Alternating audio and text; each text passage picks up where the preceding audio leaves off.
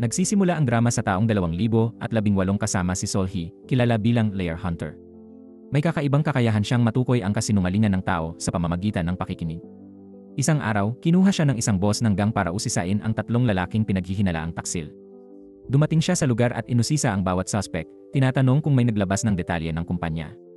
Ngunit nang marinig ang sagot, napag-alaman ni Solhi na inosente sila at ang tunay na taksil ay ang pangalawang pinuno.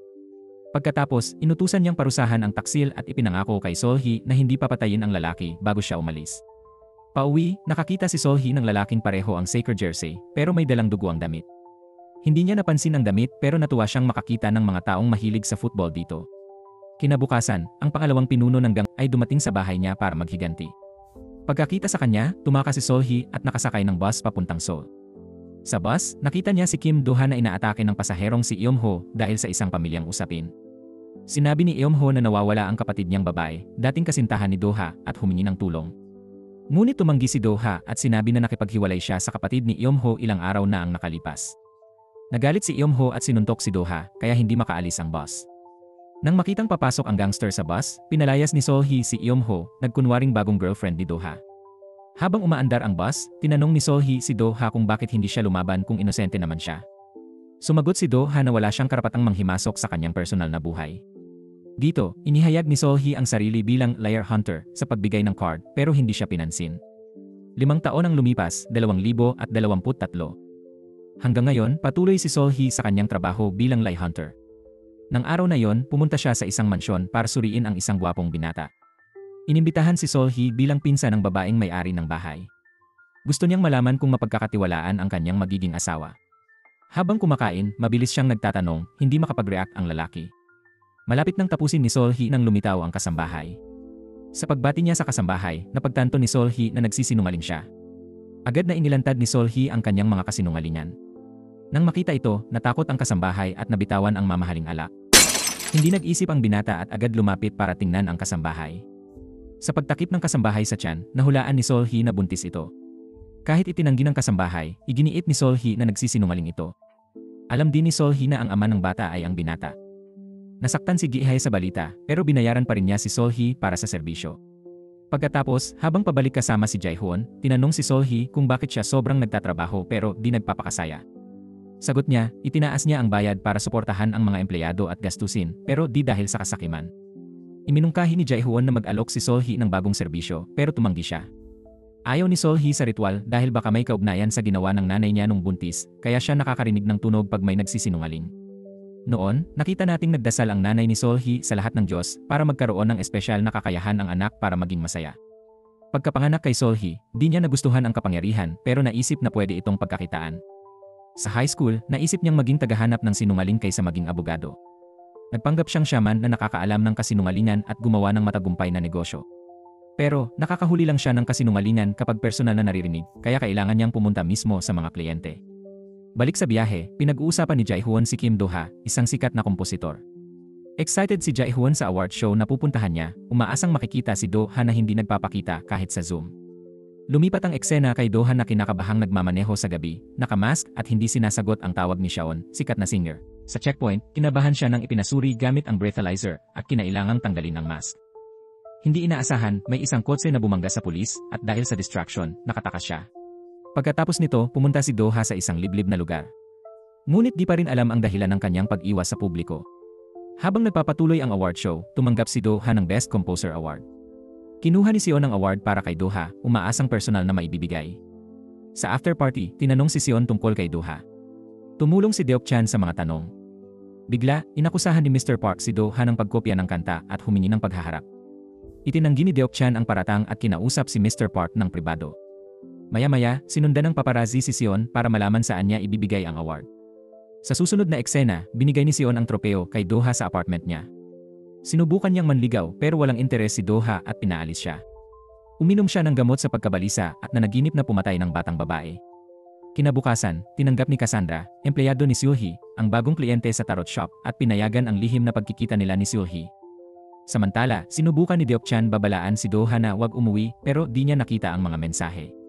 Pagdating ni Do-ha sa labas ng apartment, hinarap siya ng reporter, nag-trigger ng anxiety at tumakbo siya papasok.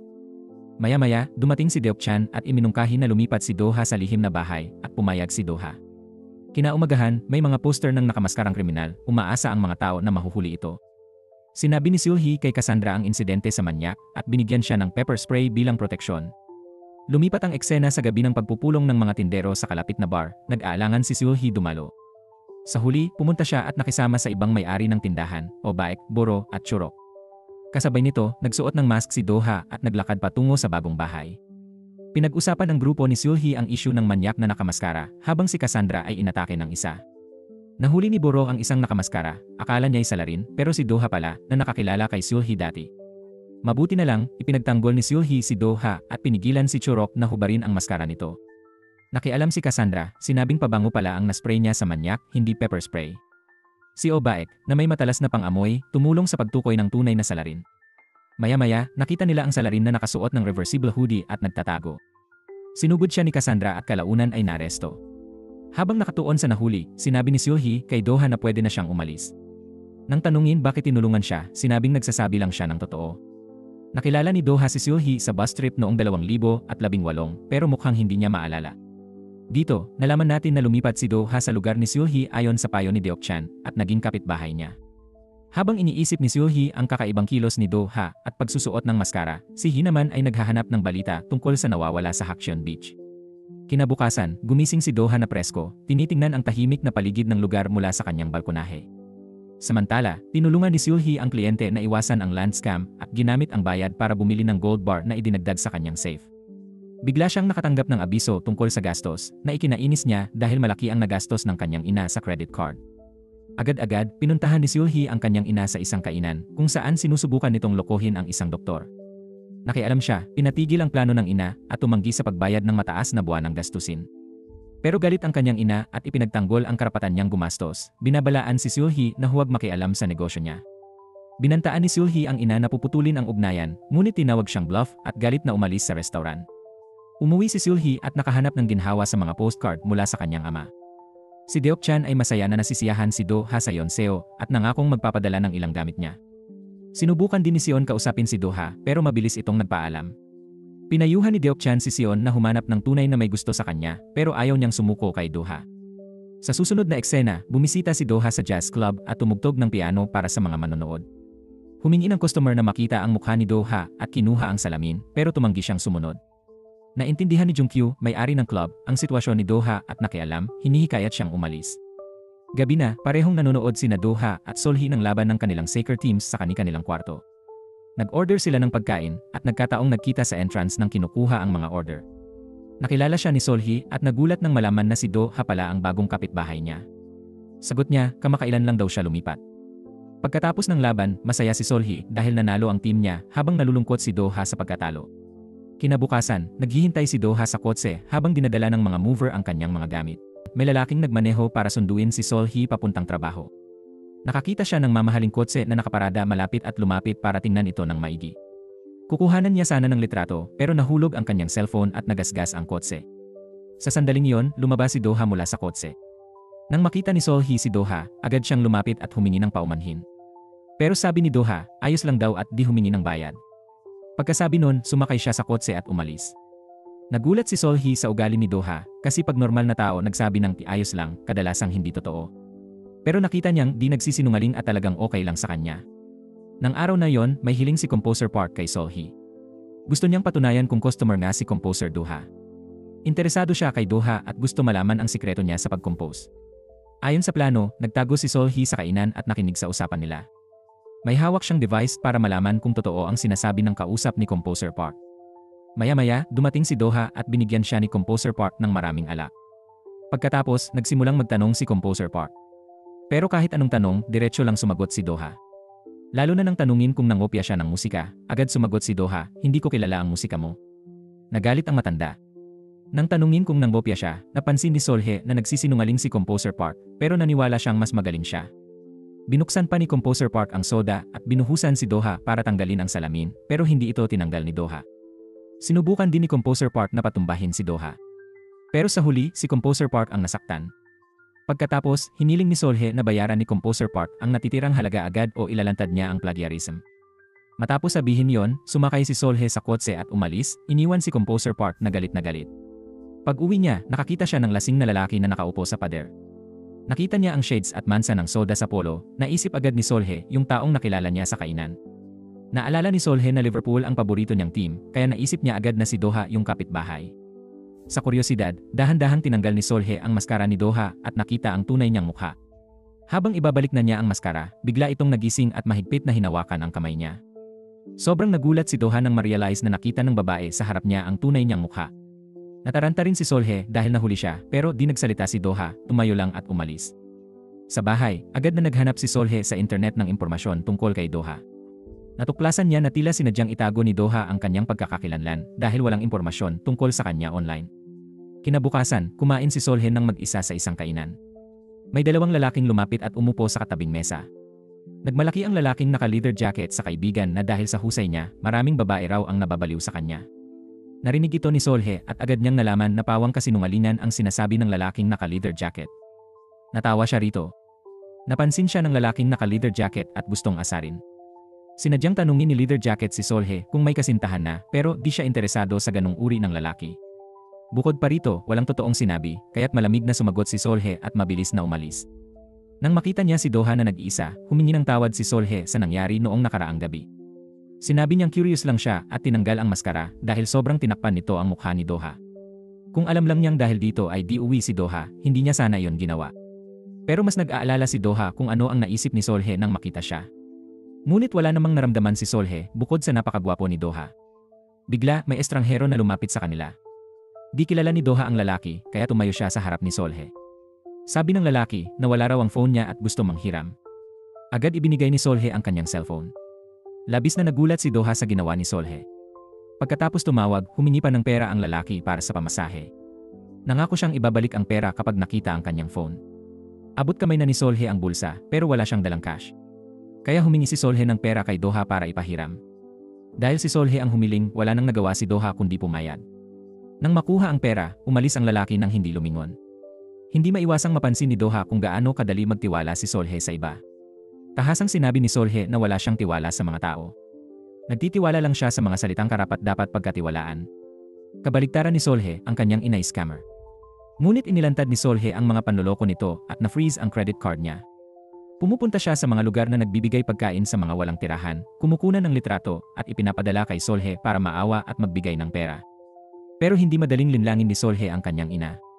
Kapag nakumpirma niyang tapat ang ina, saka lang niya i-unlock ang card. Sinabi ng ina ni Solhe na tinanggal ang vocal cord polyps at hindi siya makakausap ng direkta. Nagsusulat pa siya sa papel para hindi mahuli ni Solhe na nagsisinungaling siya. Gayunman, aksidenteng kumatok ang ina ni Solhe sa pintuan ni Doha na ikinagulat niya. Maya-maya pa ay umuwi na si Solhe. Nang makita ito, gusto ni Solhe hilahin ang ina sa loob para kausapin pero tumanggi itong pumasok. Natatakot ang ina ni Solhe na kausapin siya. Sinisisi din niya si Solhe sa pagsira ng buhay pamilya dahil sa espesyal na kakayahan nito. Kaya naisip ng ina na dapat ibahagi sa kanya ang perang kinita ni Solhe sa kakayahang iyon. Pinuna ni Solhe ang ina na kung hindi siya nanloloko ng tao, wala sa mga ito ang nangyari. Nang makitang bibigyan ng pera, naghanda ang ina ni Solhe umalis. Naawa si Solhe, kaya ibinigay niya ang perang inihanda niya ng maaga. Umaasa siyang kukunin ng ina ang pera at titigil na sa pag-aaway. Paglakad ng ina ng masaya, naalala ni Solhe ang nakaraan. Noong bata pa siya, laging nagtataka sa ginagawa ng kanyang ina. Isang araw, pag-uwi ni Solhe, may babaeng naghihintay sa kanya. Niloko ng ina ni Solhe ang babae at gusto nitong magtanong. Di alam ni Solhe na saan ina, nakita lang itong nagtago ng bankbook. Dinala ni Solhe ang babae sa bahay para ibalik ang perang niloko. Pero ang totoo, ang babae ay isang profesional na sinungaling din. Nakakita siya ng ebidensya at kinuha pa ang bankbook ng pamilya. Nang malaman ni Solhe ang katotohanan, huli na ang lahat. Agad na tumakas ang babae. Nang isipin ito, narungkot ng kaunti si Solhe. Nakita niya si Doha sa katabing balkonahe, kaya alam niyang narinig nito ang usapan nila. Inaliw siya ni Doha, sinasabing may pagkukulang ang bawat pamilya. Para kay Solhe, di niya alam kung pamilya pa ang turing niya sa kanyang ina. Matagal na silang di nagsasabay kumain dahil takot ang ina sa kakayahan niyang tumuklas ng kasinungalingan. Kinabukasan, ibinalik ni Solhe ang perang hiniram niya kay Doha. Talagang hindi siya niloko ng lalaking iyon. Kinalkula pa nito ang interes at binayaran siya. Bigla siyang nakatanggap ng tawag. Sinabi ng kausap na nagbago ang lugar ng blind date. Sa totoo lang, ibang babae ang may date at si Solhe inutusang suriin ang lalaki. Gusto ng babae malaman kung totoong mahal siya nito at handa na bang maging panghabang buhay na kasama. Sa pagtitipon, sinabi ng lalaki na sobrang abala siya sa trabaho kaya wala siyang oras makita ito. Alam ni Solhi na nagsisinungaling siya, kaya agad niyang pinindot ang buton para alertuhin ang babae. Nakita niyang nagte-text pa rin ang lalaki, kaya tinanong ni Solhi kung nakikipag-usap ba siya sa babaeng katrabaho. Malinaw na kasinungalingan ang pagtanggi niya. Pinindot muli ni Solhi ang like button. Pinakasalan siya ng babae. Napag-alaman ni Solhi na pumayag lang ang lalaki dahil sa angkan ng babae. Pero dahil mahal niya ito, tinanong niya sa harap ni Solhi kung mahal siya nito. Ngumiti lang ang lalaki, tumayo at lumabas para tumawag. Ang kilos na iyon ang naging sagot niya. Binayaran ng babae si Solhi, sinabing di na kailangan pang alamin ang totoo. Pero wala talaga siyang balak makipaghiwalay sa lalaki. Sa pagpili ng babae na lokohin ang sarili, iginalang na lang ito ni Solhi. Maya-maya, pumasok ang lalaki kasama ang mga kaibigan. Lumapit siya sa dalaga at lumuhod para mag-propose. Nakita ang saya ng dalaga, tahimik na ibinalik ni Solhi ang bayad. Dati, may nobyo si Solhi at napag-usapan nila ang kasal. Mahal na mahal nila ang isa't isa at tapat ang pakikitungo. Nang nagsimula siyang magsinungaling, di na masabi ang mahal kita. Nakita ang pag-aalinlangan, si Solhi na ang nag-propose ng breakup. Di alam ni Solhi, inilipat ang ex niya sa Seoul bilang pulis. Habang naglalakad, nakakarinig si Solhi ng mga kasinungalingan ng pag-ibig. Bigla, napukaw ang pansin niya ng musika sa isang bar. Pumasok si Solhi, umorder ng inumin at nakalimot sa problema. Pero ang lalaking tumutugtog ng piano ay si Doha pala. Nakinig si Solhi sa musika at uminom ng marami. Biglang may lumapit na lalaki para kausapin siya. Nakilala ni Solhi ang lalaki bilang traidor sa kanyang mayamang kliyente. Agad natuklasan ng lalaki na hindi magpinsan sina Solhi at ang babae. Galit na galit sila dahil nalantad ang kanilang plano. Lasing si Solhi at di takot kaya inamin niya ito. Nang atake na sana ang lalaki, dumating si Doha at inalalayan si Solhi. Pauwi, akala ni Doha blind date ni Solhi ang lalaki pero itinanggi niya. Maraming hindi masayang nangyari kaya uminom siya para mawala ang stress. Sinigurado ni Doha na nakalock ang bintana para di gumawa ng kahibangan si Solhi. Nagtataka si Solhi bakit ipinakita ni Doha ang mukha para tulungan siya. Dito, nag-react si Doha at mabilis na isinuot ang kanyang maskara. Pagkatapos, hinila ni Solhi si Doha para kumain. Umupo sila nakaharap sa pader para matanggal ni Doha ang maskara at kumain ng tahimik. Pagkakain, inihatid ni Doha si Solhi sa gusali bago iparada ang kotse. Nakita ni Solhi ang dalawang reporter na nagmamanman sa mailbox ng gusali. Narinig ni Solhi na nagsisinungaling sila at hinahanap si Doha. Noon, nasa likod na si Doha kaya nagkunwari si Solhi na siya ay kasintahan. Itinaas ni Solhi ang kamay, tumakbo kay Doha, tinakpan ang mukha nito sa mga reporter. Ibinaling niya si Doha, isinuot muli ang maskara at idiniin ang ulo nito pababa. Matagumpay nilang naiwasan ang mga reporter. Pagkatapos, naunawaan ni Doha na ginawa iyon ni Solhi para protektahan siya. Pagdating sa pintuan ng bahay, narinig nila ang boses ng dalawang reporter sa likod. Labis na natakot si Doha at paulit-ulit na nagpasok ng password ng mali. Kaya kinailangan siyang hilahin ni Solhi papasok sa kanyang bahay. Ang presensya ng lalaki't babae sa iisang silid ay nagdulot ng ilang sandaling kakaiba. Sa CCTV, nakita ni Solhi ang mga reporter sa labas, kaya pinanatili muna niya si Doha. Para mabawasan ang tensyon, kumuha si Solhi ng mansanas at nagsimulang balatan ito. Ngunit nakita ni Doha na nahihirapan siya, kaya kinuha at binalatan ito ng mahusay. Nakita ni Doha ang pangalan sa resibo ni Solhi. Tinanong ni Solhi ang pangalan niya bilang ganti. Nagulat si Doha at sinabing Seungjo ang pangalan niya. Nagsinungaling si Doha pero di napansin ni Solhi. Nag-alinlangan si Solhi sa kanyang kakayahan. Tinanong ni Solhi si Doha kung nagsisinungaling siya.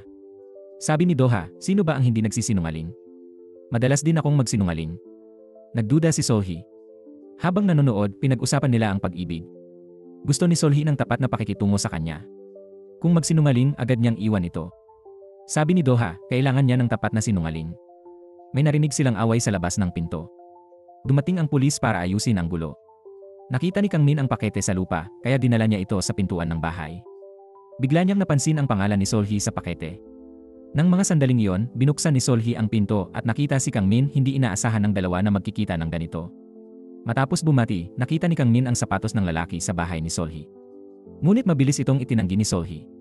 Bago umalis, sinabi ni Kang Min na namimiss si Solhi, nagulo ang puso niya. Narinig ni Doha ang usapan, naisip na mali ang akala ni Kang Min sa kanya. Nang mag-react si Solhi, nakauwi na si Doha. Narinig ni Doha ang hindi malinaw na sinabi ni Kang Min, hindi siya komportable.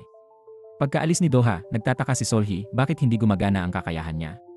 Niyaya ni Solhi si Doha sa hapunan para subukan ulit ang kanyang kakayahan. Ngunit tumanggi si Doha dahil ayaw niyang kumain sa labas.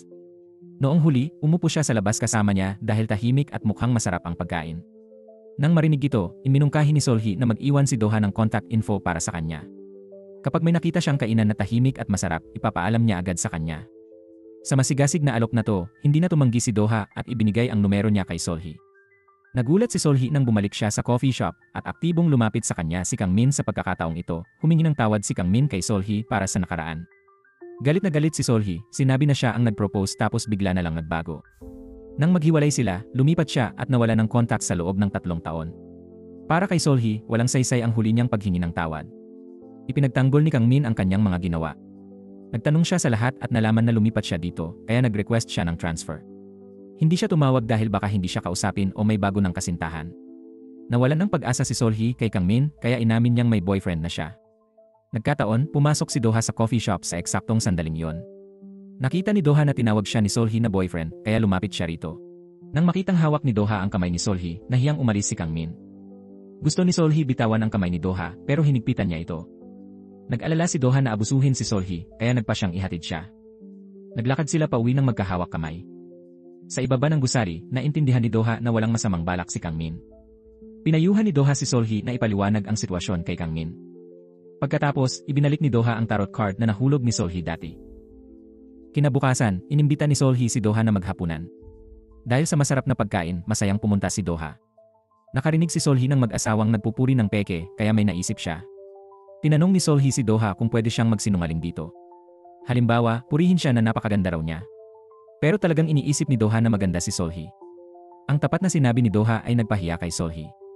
Hindi gumana ang plano kaya naisip ni Solhi gumamit ng alak para sa katotohanan. Sinabi ni Doha na ilang taon nang hindi siya umiinom kaya't hindi siya inom. Sa sandaling yon, tinawagan ni Jeon si Doha mula sa tabing dagat. Kamakailan, nais ni Doha na itigil ang pagsulat ng kanta para kay Jeon. Ayaw ni Doha na mahulog si Jeon sa pag-ibig na hindi magkakatugma. Para kay Jeon, walang saysay ang maging mga awit kung di kakanta ng kanta ni Doha. Nagpasalamat siya sa kanya at ibinaba ang tawag. Pagkatapos noon, hindi na makontak ni Doha si Jeon. Nag-alala si Doha, kaya agad niyang tinawagan si Dokchan para magtanong. Nang malaman na nasa kangdong si Jeon, naalala ni Doha ang nakaraan. Bigla siyang nakaramdam ng matinding sakit sa puso.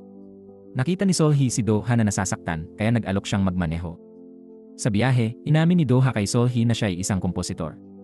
Pinaalalahanan din ni Doha si Solhi na huwag kumuha ng litrato o magsalita tungkol kay Jeon para iwas tsismis. Pumayag si Solhi dahil ayaw rin niyang makialam sa buhay ng iba. Nagmadali silang pumunta sa beach. Sa oras na yon, kalahati ng katawan ni Jeon ay nasa tubig na. Mabilis na tinakbo ni Doha si Jeon at dinala pabalik sa kotse. Pagdating nila, napansin agad ni Jeon na kasama si Solhi sa kotse. Si Jeon, na matalino, ay nakaramdam agad na may kakaiba sa pagitan ni Doha at Solhi. Agad silang tinanong ni Jeon pero ayaw magpaliwanag ni Doha. Dahil dito, lalo pang nagduda si Jeon. Nagalit pa si Jeon at sinabing ayaw na niyang mabuhay. Ang mga salitang ito ay lubos na ikinagalit ni Doha. Sumigaw si Doha at inutos kay Jeon na bumaba ng kotse. Wala nang nagawa si Jeon kundi sumunod sa kanyang manager. Pabalik, pagod na naupo si Doha sa kotse at nakatulog. Pagdating nila sa apartment complex, sinubukang gisingin ni Solhi si Doha. Nang mga oras na yon, nakulong pa rin si Doha sa isang bangungot. Sa panaginip niya, paulit-ulit niyang binanggit ang pangalan ng isang babae. Narinig ni Solhi si Doha na nagsabi, hindi ko siya sinaktan. May nag-click sa isip ni Solhi. Napag-isip-isip ni Solhi na nagsisinungaling si Doha. Seungju ang pangalan ni Doha noong high school pa siya. Noon, isa rin siyang kilalang estudyante sa paaralan. Sina Seungju at kaklase niyang si Eomjae ay sikat na mag-on sa eskwela. Hanggang isang araw, nagkaroon ng away sina Seungju at Eomjae. Itinapon niya ang susi ng kotse sa dagat para di makapunta sa Seoul.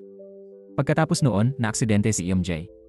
Pinaghihinalaan si Doha na siyang nagbalak na saktan siya. Sa mga tanong ng pulis, nasasaktan si Doha pero paulit-ulit lang niyang sinasabing di niya sinaktan si Eomjae. Kahit sa panaginip lang ito sinabi ni Doha, alam ni Solhi na nagsisinungaling siya. Nang magising si Doha, sobrang pagod na siya. Tahimik siyang nagsuot ng mask at bumalik sa apartment. Noon, nagsimula nang magkalagnat si Doha. Hindi pinansin ni Doha ang alala ni Solhi at umuwi mag-isa. Si Solhi, mabait ang puso, naghanap ng gamot sa lagnat at dinala kay Doha. Nang mag-doorbell siya, nakitang nakabukas ang pinto. Pumasok siya. Pagpasok, nakita niyang nakatulog si Doha sa tabi ng kama. Balak niyang iwanan ang gamot pero nakakita ng sleeping pill sa sahig. Doon nalaman ni Solhi na may matinding insomnia si Doha. Nakitang mataas ang lagnat ni Doha, hindi makaalis si Solhi. Ginamit ni Solhee ang lakas para ihiga si Doha sa kama. Gumamit siya ng basang tuwalya para palamigin ito. Nang bumaba ang temperatura, aalis na sana si Solhee. Ngunit bigla, hinawakan ni Doha ang kamay niya at hinila pabalik. Napagkamalandiha si Solhee kay Eomjae, kaya niyakap niya ito ng mahigpit. Ipinatong niya ang ulo sa braso nito at patuloy na humihingi ng tawad. Gusto sanang bawiin ni Solhee ang braso pero bigla siyang nahiga sa kama katabi ni Doha. Hindi makatakas si Solhee kaya buong gabi siyang nakahiga sa tabi ni Doha. Kinaumagahan, nagising si Solhee at nakita si Doha sa tabi niya. Tumayo siya para umalis pero aksidenteng nahulog sa kama. Nagising si Doha at tumingin kay Solhee nang may takot sa mukha. Mabilis na ipinaliwanag ni Solhee na hindi isinara ni Doha ang pinto. Nakita niyang masama ang pakiramdam nito kaya pumasok siya para alagaan ito. Hindi na antig si Doha sa kabutihan ni Solhee. Sa halip, naramdaman niyang ito ay isang pabigat. Umaasa si Doha na titigil na si Solhee sa pag-aalaga sa kanya. Dapat siyang kumilos na parang hindi ito umiiral. Sa kabila ng lamig ni Doha, hindi umatras si Solhee. Sinabi niya na ayaw na rin niyang makipag-ugnayan sa kanya. Sa unang tingin, sinabi ni Doha na gusto niyang lumayo kay Solhee, pero naantig siya nang makita ang gamot at malamig na tuwalya na dala nito. Matapos ang nangyari noong nakaraang gabi, napansin ni Jeon na hindi pangkaraniwan ang ugnayan nina Solhee at Doha. Nagselos siya at gumawa ng eksena kay Dokchan. Gusto niyang palayasin si Doha. Kung hindi, araw-araw siyang pupunta para hanapin si Solhee. Sa oras na yon, mapupuno ng mga reporter ang maliit na kalye. Nagalit si Dokchan sa hindi makatwirang pag-ugali ni Jeon. Sa sandaling iyon, diretsahan niyang sinabi na hindi na dapat makialam si Jean kay Doha dahil kahawig siya ng dating kasintahan nito. Kapag lalo pang ginulo ni Jean ang sitwasyon, mas lalo siyang itutulak palayo ni Doha. Alam din ng kapatid ni Dokchan na si Jae-chan ang tungkol kay Doha at sa kanyang dating kasintahan. Alam din ni Jae-chan na ayaw ibunyag ni Doha ang address at laging nakamaskara dahil ayaw niyang malaman ng iba ang kanyang nakaraan. Kaya madalas itong gamitin ni Jae-chan para takutin at pagsamantalahan si Doha. Pagkaalis ni Jae-chan, tumugtog si Doha sa bar pero biglang nanginig ang kamay niya kaya nasira ang performance. Hindi sinisi ng may-ari si Doha. Sa halip, maalab niyang tinanong ang kalagayan ni Doha. Wala nang masabi si Doha. Humingi lang siya ng pabor na manatili muna roon. Kamakailan, nakita ni Solhee na madilim ang bahay ni Doha at agad niyang naisip na umalis na ito. May lalaking nakamaskara, nagkunwaring Doha at nag-upload ng mga video online. Inakusahan niya na kumuha ang kumpanyang Lee ng peking kompositor at ginawang ugali ang pagnanakaw ng musika. Nang na-post ang video, umani ito ng atensyon ng maraming netizen. Naniwala ang lahat na si Doha ang nakamaskara, kaya sama-samang kinondena nila ang company Lee. Kung gusto ni Dokchan akusahan siya ng pagpapanggap, kailangang si Doha mismo ang maglilinaw. Sa totoo lang, si Composer Park mula sa kumpanya ang talagang nanggopya ng gawa ng iba. Bilang direktor, siya ay labis na mayabang. Pagkatapos ng insidente, galit na pumasok si Composer Park sa coffee shop ni Solhee. Hinala niya na may empleyado siyang nagtaksil at nagpanggap na Doha para ilantad ang kanyang pagnanakaw ng musika. Nag-record si Composer Park ng boses ng mga empleyado at gusto niyang tukuyin ni Solhee ang sinungaling. Sa kasamaang palad, kung di niya narinig mismo, di masabi ni Solhee ang totoo sa peke. Nabasa rin ni Solhee ang chismis online kaya medyo nag-aalala siya kay Doha. Nang oras na iyon, hinanap ni Dokchan si Solhee dahil di niya makontak si Doha. Alam niyang magkapitbahay sina Solhee at Doha kaya lumapit siya para magtanong. Curious si Solhee kung ano ng klaseng tao si Doha at bakit lagi siyang nakatakip mukha. Sinabi ni Dokchan na may nangyari dati na labis na nagpagod kay Doha. Mula noon, malaki na ang pagbabago ng kanyang personalidad. Nang lumipat sa lugar ni Solhee, bumuti ng husto ang kalagayan ni Doha. Nakatulog siya ng maayos at nagsimulang makipag-usap sa mga kapitbahay. Umaasa si Dokchan na makakatulong si Solhee kahit kaunti. Pag-uwi ni Doha, dapat agad siyang tumawag at ipaalam sa kanya. Naisip ni Solhee ang posibleng puntahan ni Doha at dali-daling pumunta sa bar. Nang makilala ng may-ari ng bar si Solhee, alam niyang hinahanap niya si Doha. Hinayaan niya itong maghintay sandali. Nang umalis ang lahat ng customer, saka lumitaw si Doha. Nagulat ng husto si Doha nang makitang nakatayo si Solhee sa harap niya. Nang makabasag si Doha ng plato, pinigilan siya ni Solhee na pulutin ito. Para sa kanya, dapat ingatan ng pianista ang kanyang mga kamay. Hindi dapat masugatan ang mga ito. Pagkatapos, ipinaliwanag ni Solhee ang dahilan ng pagpunta niya. Patay ang cellphone ni Doha kaya walang makakontak sa kanya. Nagkagulo ang kumpanya dahil sa video ng isang nagpanggap. Kaya hinanap ni Dokchan si Solhee. Kahit napanood na ang video, gusto pa ring magtago ni Doha. Hindi tanggap ni Solhee ang mahinang paninindigan ni Doha. Sinisi niya ito sa pagiging walang pananagutan. Naniniwala si Solhee na hindi talaga nagnakaw ng musika si Doha. Umaasa siyang ipaglalaban ni Doha ang kanyang karera. Labis na naantig ang mga salita ni Solhee kay Doha. Kinaumagahan, pumunta si Doha sa isang lumang pabahay. May lalaking lumapit sa likod ni Doha at nagtanong kung sino ang hinahanap niya. Nagkunwari si Doha na tinatanong kung siya si Kim Doha pero tumakbo palayo ang lalaki. Agad hinabol ni Doha kaya nagsimulang maghabol sila sa eskinita. Bigla may bolang bumulong palabas. Mabilis na sinipa ni Doha ang bola patungo sa lalaki. Natumba ang lalaki at kusang sumuko. Akala niya pulis ang humahabol, hindi pala si Kim Doha talaga. Pagkatapos, dinala ng lalaki si Doha sa basement ng kanyang bahay. Kahapon, nakita ni Doha ang video at nakilala ang keyboard doon kaya nahanap niya ito. Ninakawan ng musika ang lalaking ito kaya hindi niya matanggap. Alam niyang sikat si Doha kaya ginamit niya ito para makuha ang atensyon. Napagtanto ng lalaki ang kanyang pagkakamali, handa siyang humingi ng tawad. Alam ni Doha na hindi ito kasalanan ng lalaki kundi ni Composer Park. Ang nag-plagiarize ng musika ang dapat harapin. Kusang pumunta ang lalaki sa kumpanya at umaming nagpanggap bilang Doha. Pinagsamantalahan siya ni Composer Park, ninakaw ang kanyang gawa. Pinalayas siya ni Composer Park kaya nagalit at kumilos ng ganoon. Nagboluntaryo si Doha na tumulong sa kumpanya para malutas ang krisis. Dumating ang mayabang na Composer Park pero itinanggi ang plagiarism. Sinabi niya na hindi lumitaw si Doha dahil sa kahina-hinalang gawain. Nang marinig ito, nagpasya si Doha na hindi na magtago. Bago tanggalin ni Doha ang maskara, isinuot ni Doc Chan ang sombrero sa kanya. May plano si Doc Chan at nais niyang protektahan si Doha. Matagal nang alam ni Doc Chan ang plagiarism ni Composer Park. Kalaunan, nakatanggap ng nararapat na parusa si Composer Park. Nagbago rin ang dating pag-ugali ni Doha na palaiwas. Inanyayahan pa ni Doha si Solhee sa kanyang pagtatanghal. Pagkatapos ng musika, hinubad muli ni Doha ang maskara sa harap ng lahat.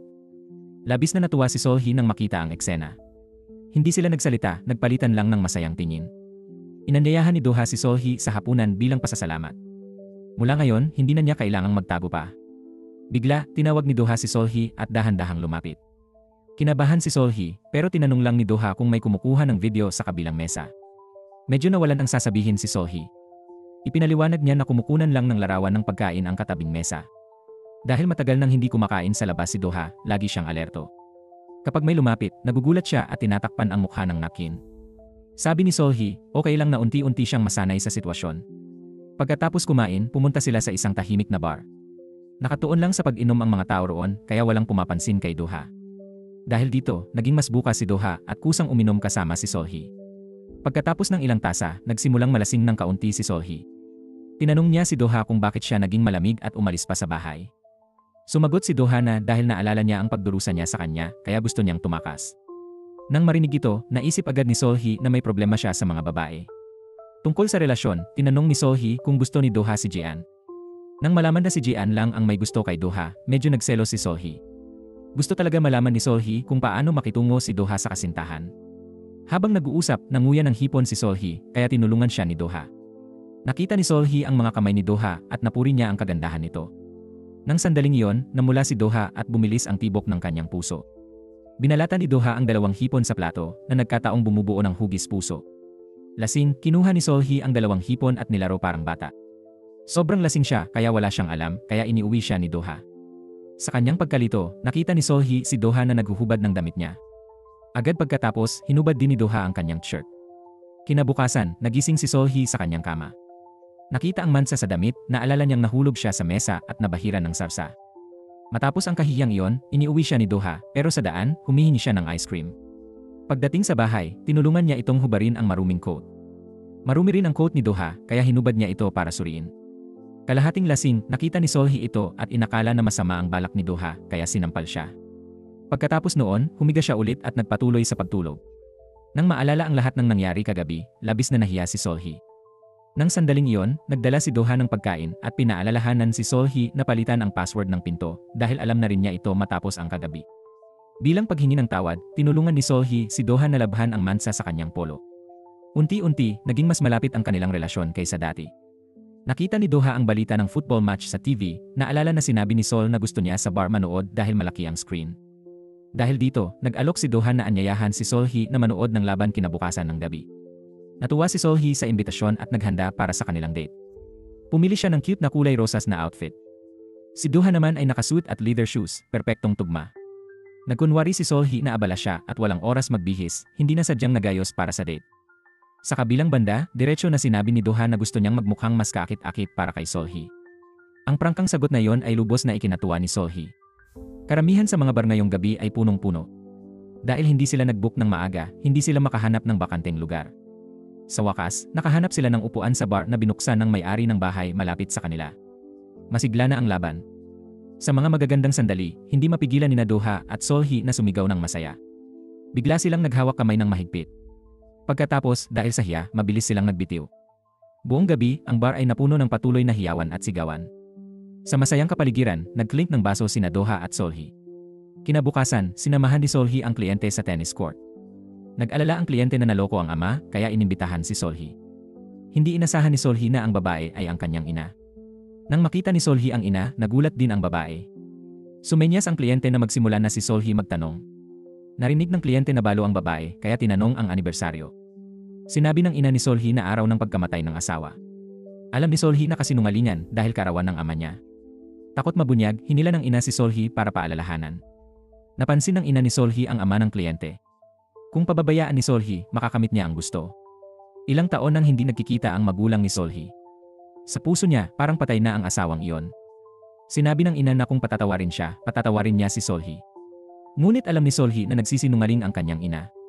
Nang mga sandaling iyon, dumating ang pamilya ng kliyente. Tinanong niya ang ina kung talagang minahal niya ang kanyang ama. Ngumiti ang ina at sumagot na mahal niya ito. Muling nakita ni Solhee ang kasinungalingan, kaya sinabi ang totoo. Nang marinig iyon, hindi man lang siya nagulat.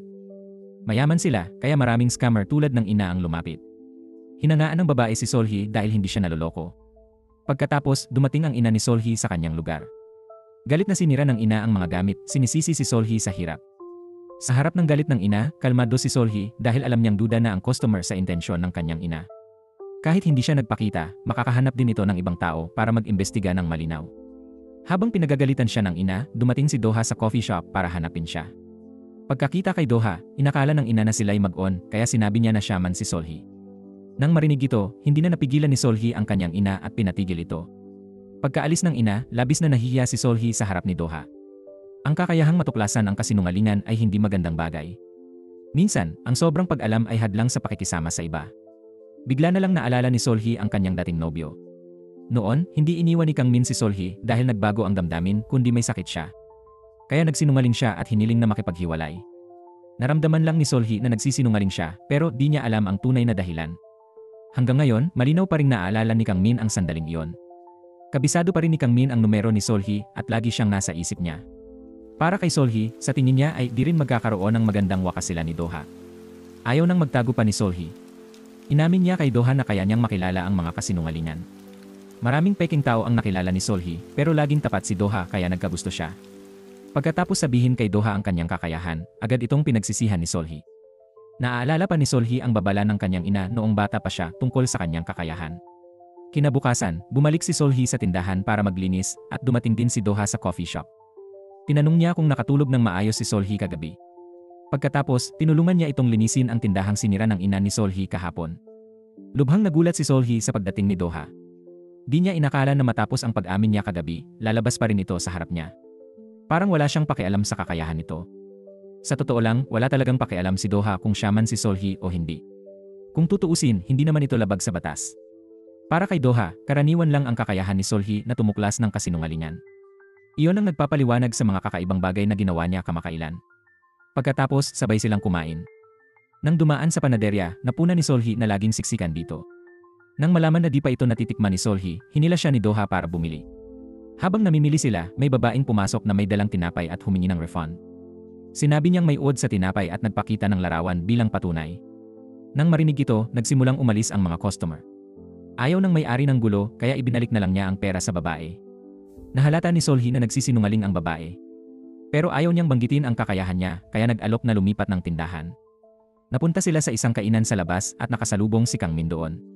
Hindi siya iniwasan ni Solhee at kumpiyansang umupo sa tabi ni Kang Min noon, tinanong ng kasamahan ni Kang Min ang pinsala sa braso niya. Nang marinig ito, napatingin si Solhee sa braso ni Kang Min, nakita ito ni Doha kaya agad siyang naghanap ng mapag-uusapan nila ni Solhee. Nang marinig silang nag-uusap, nagsimulang magselos si Kang Min. Ipinahayag ni Kang Min na patuloy niyang hahabulin ang babaeng gusto niya. Nahulaan ni Doha na si Solhee ang tinutukoy, kaya nalungkot siya sa sinabi ni Kang Min bigla, aksidenteng natapon ni Solhee ang tubig sa kanyang damit. Agad na naghanap si Doha ng server para kumuha ng napkin. Nang umalis si Doha, tinanong ni Kang Min si Solhee kung nagpapangbat lang sila. Inamin ni Solhee na hiniling niya kay Doha na magkunwaring boyfriend niya. Akala ni Kang Min kinamumuhian siya ni Solhee, kaya umalis siya ng galit. Pagbalik ni Doha, napansin niyang may kakaiba kay Solhee. Sinabi niya na nalaman na ni Kang Min ang kanilang peking relasyon. Ito ay dahil nag-order si Doha ng talong na ayaw pala ni Solhee. Natanto ito ni Doha at tinanong ang mga gusto ni Solhee at inaalala ito. Nang kumalat ang chismis tungkol sa uod sa tinapay, bumagsak ang benta ng tindahan. Talagang nagustuhan ni Doha ang tinapay ng panaderya at pinagkatiwalaan ang may-ari. Hindi niya pinansin ang chismis at patuloy pa ring bumibili ng tinapay doon. Sa sandaling iyon, may pumasok na isang customer sa tindahan. Nakita ng lahat na ang taong ito ay naghahanap ng gulo sa may-ari ng tindahan. Bukas palad na binili ni Doha lahat ng tinapay na sinasabing may uod. Pauwi, nagkataong nakatagpo si Doha kay Solhee. Dahil sa pagkabuhos ng beer sa kumot, kailangan niyang dalhin ito sa laundromat. Hindi makita ni Solhee ang daan at muntik nang matisod sa hagdanan. Mabuti na lang at dumating si Doha sa tamang oras at nailigtas siya. Kaya't sabay nilang dinala ang kumot. Napangiti si Solhee nang makita na si Doha pala yon. Habang naghihintay malabhan ang kumot, naupo sila at nag-usap. Nakita nila ang may-ari ng panaderya na nahimatay sa kalsada. Mula nang akusahan ang panaderya na may bulete, labis na nababagabag ang may-ari. Determinado siyang alamin kung sino ang nag-upload ng larawang iyon online. Naantig si Solhee nang marinig ang may-ari, kaya gusto rin niyang tumulong. Agad na tumawag si Doha ng taxi para ihatid ang may-ari ng panaderya pauwi. Kinabukasan, may dumating na bagong customer sa Tarot Coffee Shop. Isang lalaki ang nagsabing estudyante siya mula France at gustong magtrabaho dito. Maya-maya, dumating ang real estate agent sa coffee shop para hanapin ang asawa. Nang makita ang French returnee, nagkunwari siyang hindi kilala ang agent. Ngunit nang marinig ang sagot nila, napansin ni Solhee na nagsisinungaling sila. Dumating din si Doha at nakilala ang lalaking nagdulot ng gulo sa panaderya. Naghinalang may problema ang lalaki at may kaugnayan sa ahente ng real estate, kaya nagkunwaring bumisita sina Solhee at Doha sa opisina para mag-imbestiga. Aksidenteng nakita ni Doha ang screen ng computer ng ahente. May larawan ng asong kamukha ng avatar ng taong nag-post ng litrato online. Inihayag ni Solhee at Doha ang katotohanan sa may-ari ng panaderya. Pagkarinig nito, pumunta ang may-ari ng panaderya sa opisina ng real estate. Habang abala ang ahente, kinuha niya ang cellphone nito. Sa pagsuri sa social media, nalaman niyang ang ahente ang nag-post at ang umaangking nag-aral sa ibang bansa ay anak niya pala. Galit na kumuha ng malaking supot ng harina ang may-ari at itinapon ito ng malakas sa kanila. Pagkatapos nito, inimbitahan niya sina Solhee at Doha sa inuman bilang pasasalamat. Nang tumugtog ang musika sa tindahan, nagsimulang magkomento ang lahat sa mga bagong kanta sa charts. Hinanaan ng lahat ang talento ni Doha sa paggawa ng musika. Nang marinig ito, hindi napigilan nina Doha at Solhee na tumawa. May nagtanong tungkol sa pangalan ni Doha. Nag-isip siya sandali at nagpa siyang sabihin ang totoo. Sinabi niya sa lahat na Kim Doha ang tunay niyang pangalan, pero nagtawanan lang sila at inakala na nagbibiro si Doha. Akala ng may-ari ng panaderya na ayaw sabihin ni Doha ang tunay na pangalan, kaya ginamit ang pangalan ng kompositor. Ang mahalaga ay gusto ng lahat na kasama si Doha at hindi alintana kung anuman ang itawag sa kanya. Nang gabing iyon, masayang naglaro at nagtawanan sina Doha at Solhee. Pauwi, hiniling ni Doha na huwag na siyang tawagin Kim Doha dahil parang napakalayo nito. Pero nang tawagin na lang nila ang isa't isa sa pangalan, medyo nahihiya silang dalawa. Mabilis na pumasok si Doha sa tindahan para bumili ng ice cream na gusto ni Solhee. Tila lubos na naantig si Solhee sa kabaitan ni Doha. Isa pang mahalagang dahilan ay hindi kailanman nagsinungaling si Doha kay Solhee. Kaya niya talaga itong nakikita bilang mabuti at mahalagang tao. Naalala ni Solhee na isang beses lang nagsinungaling si Doha nang nananaginip at sinabing, hindi ko siya sinaktan. Naniwala si Solhee na bangungot lang iyon kaya hindi niya ito gaanong pinansin. Kinabukasan, pinuntahan ni Jeon si Solhee. Nakitang malapit sina Solhee at Doha kaya nagmakaawa si Jeon na huwag nang makialam sa kanila. Dahil kay Doha, handa si Jeon na isuko ang kanyang buong buhay. Inihayag pa ni Jeon na may napatay si Doha para matakot at lumayo si Solhee sa kanya. Noon, gusto ng ina ni Doha na mag-abroad siya dahil sa ambisyon sa politika. Alam ni Doha na turing ng ina sa kanya ay kriminal, takot na masira ang imahe nito sa politika. Sa pagkakataong ito, hindi nasunod ni Doha ang utos ng kanyang ina. Kailangan niyang manatili dahil may mas mahalagang bagay na dapat gawin. Pagkatapos, pumunta si Doha sa coffee shop at inamin ang lahat kay Solhee. Sinabi niyang naging suspect siya noon sa pananakit pero tiwala siyang hindi siya ang may sala. Gusto ni Solhee maniwala kay Doha pero may narinig siyang alarm sa kanyang isip. Ibig sabihin, nagsisinungaling si Doha. Bigla, dumating si Dokchan at kinuha si Doha. Nabalitaan ni Dokchan na sinabi ni Jian ang lihim ni Doha kay Solhee. Nag-alala si Dokchan pero naniniwala si Doha na hindi ibubunyag ni Solhee ang lihim.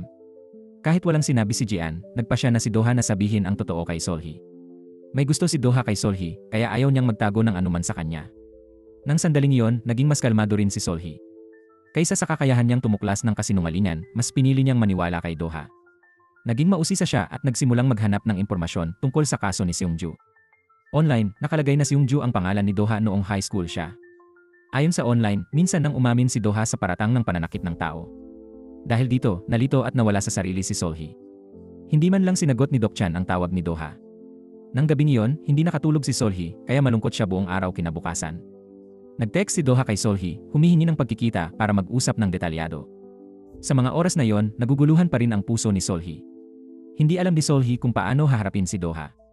Sa huli, pinili niyang maging abala para iwasan ang pag-isip sa problema.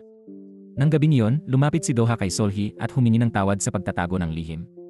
Habang nag-aalangan si Do-ha, may tumawag sa telepono ni Sol-hee. Tinanggi ni Sol-hee ang tawag, pero nang mawala ang screen, lumitaw ang webpage na binuksan niya. Natakot si Sol-hee na makita ni Do-ha, kaya kinuha ang telepono, pero aksidenteng natapon ang mainit na tsaa, nasunog ang kamay ni Do-ha. Mabilis hinawakan ni Sol-hee ang kamay niya at inilagay sa malamig na tubig para maibsan ang sunog. Pagkatapos, maingat niyang nilagyan ng yelo ang sunog para sa kanya. Nakita ni Do-ha ang nag-aalala na mata ni Sol-hee, naintindihan niyang nag-aalinlangan ito sa kanya. Ipinaliwanag ni Sol-hee na curious lang siya, kaya hinanap niya ang kaso online. Tapos, maingat na tinanong ni Sol-hee si Do-ha kung siya ba ang kriminal na binanggit ng mga tao. Agad na intindihan ni Do-ha na ang pag-amin niya kagabi ay nahalata ni Sol-hee na kasinungalingan. Mahinahon sumagot si Do-ha na di niya sinaktan ng tao, pero agad narinig ni Sol-hee ang alarm sa isip. Nagulat siya saglit, nawalan ng hawak, kaya nahulog ang yelo sa sahig. Muling napagtanto ni Sol-hee na nagsisinungaling si Do-ha. Nalito siya at di alam gagawin, kaya hiningi niya kay Do-ha na ipaliwanag ito. Hindi na nagsalita pa si Do-ha dahil natatakot na mas maraming pagkakamali ang magawa. Sa puntong iyon, itinuturing ni Sol-hee na kasinungalingan ang lahat. Alam niyang tapos na, kaya umalis siya nang may pagkadismaya. Hating gabi, pumunta si Sol-hee sa bar kung saan sila nag-date ni Do-ha dati. In-order niya ang pagkain kinain nila noon sa date na yon. Ngunit napansin ni Sol-hee na walang lasa ang pagkain nang wala si Do-ha. Paglasing, hindi napigilan ni Sol-hee at tinawagan si Do-ha. Sinabi niyang kumakain siya ng hipon, tulad ng kinain nila noon. Pero kahit hipon yon, hindi ito masarap sa kanya. Mas masarap talaga ang hipon na binalatan ni Do-ha para sa kanya. Naisip ni Sol-hee na may ibang dahilan ang pagsisinungaling ni Do-ha. Gusto ni Do-ha magpaliwanag kay Sol-hee ng harapan, pero tumanggi siya. Gusto niyang marinig ang paliwanag nito sa telepono. Napagtanto ni Do-ha na takot si Sol-hee marinig ang sagot niya, kaya siya tinawagan. Pauwi, nakakita si Sol-hee ng mag-asawang nag-aaway. Galit sila sa komplikadong nakaraang pag-ibig ng isa't isa. Lasing, hindi napigilan ni Sol-hee at nakisali sa away. Para sa kanya, maliit lang ang mga isyong ito kumpara sa sitwasyon niya. Nainis ang mag-asawa sa pakikialam ni Sol-hee at sinigawan siya. Bigla na lang lumitaw si Do-ha sa harap ni Sol-hee. Nakita ang asa ni Do-ha, mabilis umalis ang mag-asawa. Pagkatapos, hinatid ni Do-ha si Sol-hee pauwi. Una, kunwari walang nangyari, kaya nakipag-usap lang siya kay Do-ha. Akala niya kung normal lang siya, babalik sa dati ang relasyon nila. Pero takot si Do-ha na isipin ni Sol-hee na nagsisinungaling siya ulit. Sinabi ni Sol-hee na dahil sa kasinungalingan ni Do-ha, sumasakit ang ulo niya. Hindi alam ni Sol-hee kung dapat ba siyang maniwala kay Do-ha o hindi. Matapos sabihin ang lahat ng bigat sa puso, pumasok si Sol-hee. Tahimik na pumasok si Do-ha sa elevator at umalis. Narinig ni Sol-hee at lumabas, pero nag-isip at tumigil, hindi na hinabol. Nawalan ng gana si Sol-hee, nag-alala ang mga kaibigan sa epekto sa trabaho. May gawain mula sa kliyente, kaya pinilit ni Sol-hee mag-focus sa trabaho. Nakita ni Sol-hee si Kang-min sa ospital, papasok sa Stomach Cancer Center. Nagpanggap si Sol-hee na tagapag-alaga ni Kang-min para magtanong sa nurse. Sinabi ng nurse na nasa huling yugto na si Kang-min ng cancer sa tiyan. Gusto hanapin ni Sol-hee si Kang-min pero may tawag mula sa kliyente. Wala nang nagawa si Sol-hee kundi pumunta sa kwarto ng pasyente. Sa pagkakataong ito, nagpanggap si Sol-hee na sekretarya ng matandang lalaki para suriin kung totoo o hindi ang sinabi ng pamilya at doktor. Gusto ng matanda malaman ang kanyang kalagayan, pero tiniyak ng pamilya at doktor na mabilis siyang gagaling pagkatapos ng operasyon. Napagtanto ni Sol-hee na nagsisinungaling sila at alam din pala ng matanda na hindi nagsasabi ng totoo ang lahat. Alam ng matanda na nagmamalasakit ang lahat sa kanya, kaya sumama siya sa pamilya sa pagkukunwaring ito. Minsan sa buhay, hindi kailangang seryosohin ang lahat at hindi lahat ng kasinungalingan ay masama. Sa katunayan, may mga kasinungalingang nagpapakita ng tunay na malasakit ng iba. Naantig ang puso ni Sol-hee sa mga sinabi ng matanda. Paglabas ni Sol-hee ng ospital, nakasalubong niya si Kang-min sa lobby. Itinago ni Kang-min ang kanyang karamdaman kay Sol-hee. Nagsinungaling siyang bumibisita lang siya sa kaibigan. Inanyayahan niya si Sol-hee na kumain ng hapunan kasama siya. Alam ni Sol-hee na nagsisinungaling si Kang-min, pero matapos makausap ang matanda, napagpasyahan niyang itago ang lihim at pumayag makipag-dinner kay Kang-min. Sa kabilang banda, umuwi na si Do-ha sa kanilang bahay. Ito'y labis na ikinabahala ni Dokchan. Nangangamba si Doc Chan na mabuko ang tunay na pagkakakilanlan ni Doha at makaapekto ito sa kumpanya. Bukod dito, may iba pang hindi inaasahang pangyayari na di nakita ng sinuman. Tinuring ni Ong Ho si Doha bilang nanakit sa kapatid niya, kaya't lagi niyang hinahanap si Doha para maghiganti. Mukhang natuklasan niya na ang misteryosong taong may palayaw na Doha ay si Kim Sang-jo pala. Dagdag pa rito, may bigat ng pressure mula sa ina ni Doha sa kanyang balikat. Ang kanyang ina ay dating assemblywoman na naghahanda para tumakbo sa eleksyon. Para sa kanyang politikang kinabukasan, hinanap niya si Doc Chan. Umaasa siyang isama ni Doc Chan si Doha sa Alemanya para maiwasang mailantad ang lihim at maapektuhan ang kanyang politikang kinabukasan. Lahat ng nasa paligid ay tinuring si Doha bilang salarin. Maging ang kanyang ina ay hindi eksepsyon. Ayaw nang tumakas ni Doha. Napagpasiyahan niyang harapin si Ong Ho at linawin ang usapin. Nagpanggap si Ong Ho na si Doha at nag-iwan ng liham para sa ina nito. Akala ng ina ni Doha ay imbitasyon ito mula sa anak. Dahil sa takot, nagmadali siyang pumunta sa restoran para hanapin si Doha. Nakita ni Ong Ho mula sa malayo na hinahanap siya ng ina ni Doha. Doon, natiyak ni Ong Ho na si Doha nga ang Seungju noon. Nang gabing iyon, naghapunan si Sol-hee kasama si Kang-min. Tinanong ni Sol-hee ang tungkol sa kalusugan ni Kang-min. Sa sandaling iyon, ayaw nang magtago pa si Kang-min, ipinagtapat niya ang lahat sa kanya. Nang malaman niyang may sakit siya, inilayo niya si Sol-hee. Ngunit hindi pa rin niya maintindihan kung bakit sila naghiwalay noon. Ano ang ibig sabihin ni Sol-hee nang sabihin niyang naririnig niya ang mga kasinungalingan? Inamin ni Sol-hee na eksakto ito tulad ng ipinahihiwatig ng mga salita. Kaya niyang makilala ang kasinungalingan pero hindi niya alam ang dahilan nito. Kaya nawalan sila ng pagkakataon dahil sa hindi pagkakaunawaan noon. Gusto ni Kang-min makipagbalikan pero may gusto na raw si Sol-hee sa iba. Iginalang ni Kang-min ang desisyon ni Sol-hee at hindi na siya tinuloy. Pauwi, pinag-isipan ni Sol-hee ang sinabi ni Kang-min. Naisip ni Sol-hee na baka may lihim din si Doha na mahirap sabihin. Dahil dito, agad siyang nagmaneho para hanapin si Doha. Dumating siya sa apartment ni Doha pero di alam ang unit number kaya tatawag sana. Biglang kumatok si Ong Ho sa bintana at tinanong kung sino ang hinahanap niya. Habang sinasagot ni Doha ang tawag, nakilala niya ang boses ni Ong Ho at sobrang natakot. Binalaan ni Doha si Sol-hee na minsan ay tinangka siyang patayin ng taong ito. Gusto ni Doha na umuwi agad si Sol-hee. Nang marinig ito, mabilis na umatras si Sol-hee pero bigla namang nawala ng baterya ang telepono niya. Naalala ni Doha na nakita na ni Ong Ho si Sol-hee sa bus at inakala nitong sila'y mag-on. Nag-alala si Doha na baka mapahamak si Sol-hee kaya tumakbo siya sa gate. Nang malapit nang makita ni Ong Ho si Doha, hinila siya ni Sol-hee palayo. Tumakbo silang dalawa at nagtago sa isang sulok. Unti-unting lumapit si Ong Ho. Nang malapit na silang makita, may tumawag na ibang gwardiya kay Ong Ho. Sinisi ni Doha si Sol-hee dahil hindi siya nakinig at umalis. May sarili ring pananaw si Sol-hee. Hindi niya kayang panoorin lang na mapahamak siya. Pagkarinig nun, magpapaliwanag sana si Doha pero di na kailangan ni Sol-hee. Nagtiwala si Sol-hee kay Doha ng buong buo. Mabilis silang bumalik sa bahay ni Doha at nakaiwas sa pagbabantay ni Ong Ho. Hinala ni Sol-hee na kapatid si Ong Ho ng dating nobya ni Doha. Dahil sa interes ni Sol-hee, ikinuwento ni Doha ang kanyang nakaraan. Maraming taon na ang nakalipas, si Seungju pa ang tawag kay Doha. Siya at si Omji ay magkasintahang matagal nang nagmamahalan. Nang mag-aral si Doha sa Seoul, naghiwalay sila ng tirahan. Akala ni Doha ay walang problema pero nag-alala si Omji sa long distance. Kahit abala sa pag-aaral, binisita pa rin ni Doha si Omji. Gayunpaman, naiinis pa rin siya at madalas silang nag-aaway. Matigas ang ulo ni Omji. Para patunayan ang pag-ibig, sinaktan niya ang sarili. Isang araw, nalaman ni Doha na ginamit ni Omji ang kanyang cellphone. Naramdaman ni Doha na kontrolado, kaya nagalit siya kay Omji at nag-alok na maghiwalay. Pangarap ni Omji makasama si Doha, kaya hindi siya basta-basta makikipaghiwalay. Para mawala ng pag-asa si Omji, nagsinungaling si Doha na may ibang babae sa Seoul. Paulit-ulit tinanong ni Omji kung sino ang bago niyang kasintahan, pero hindi siya sumagot.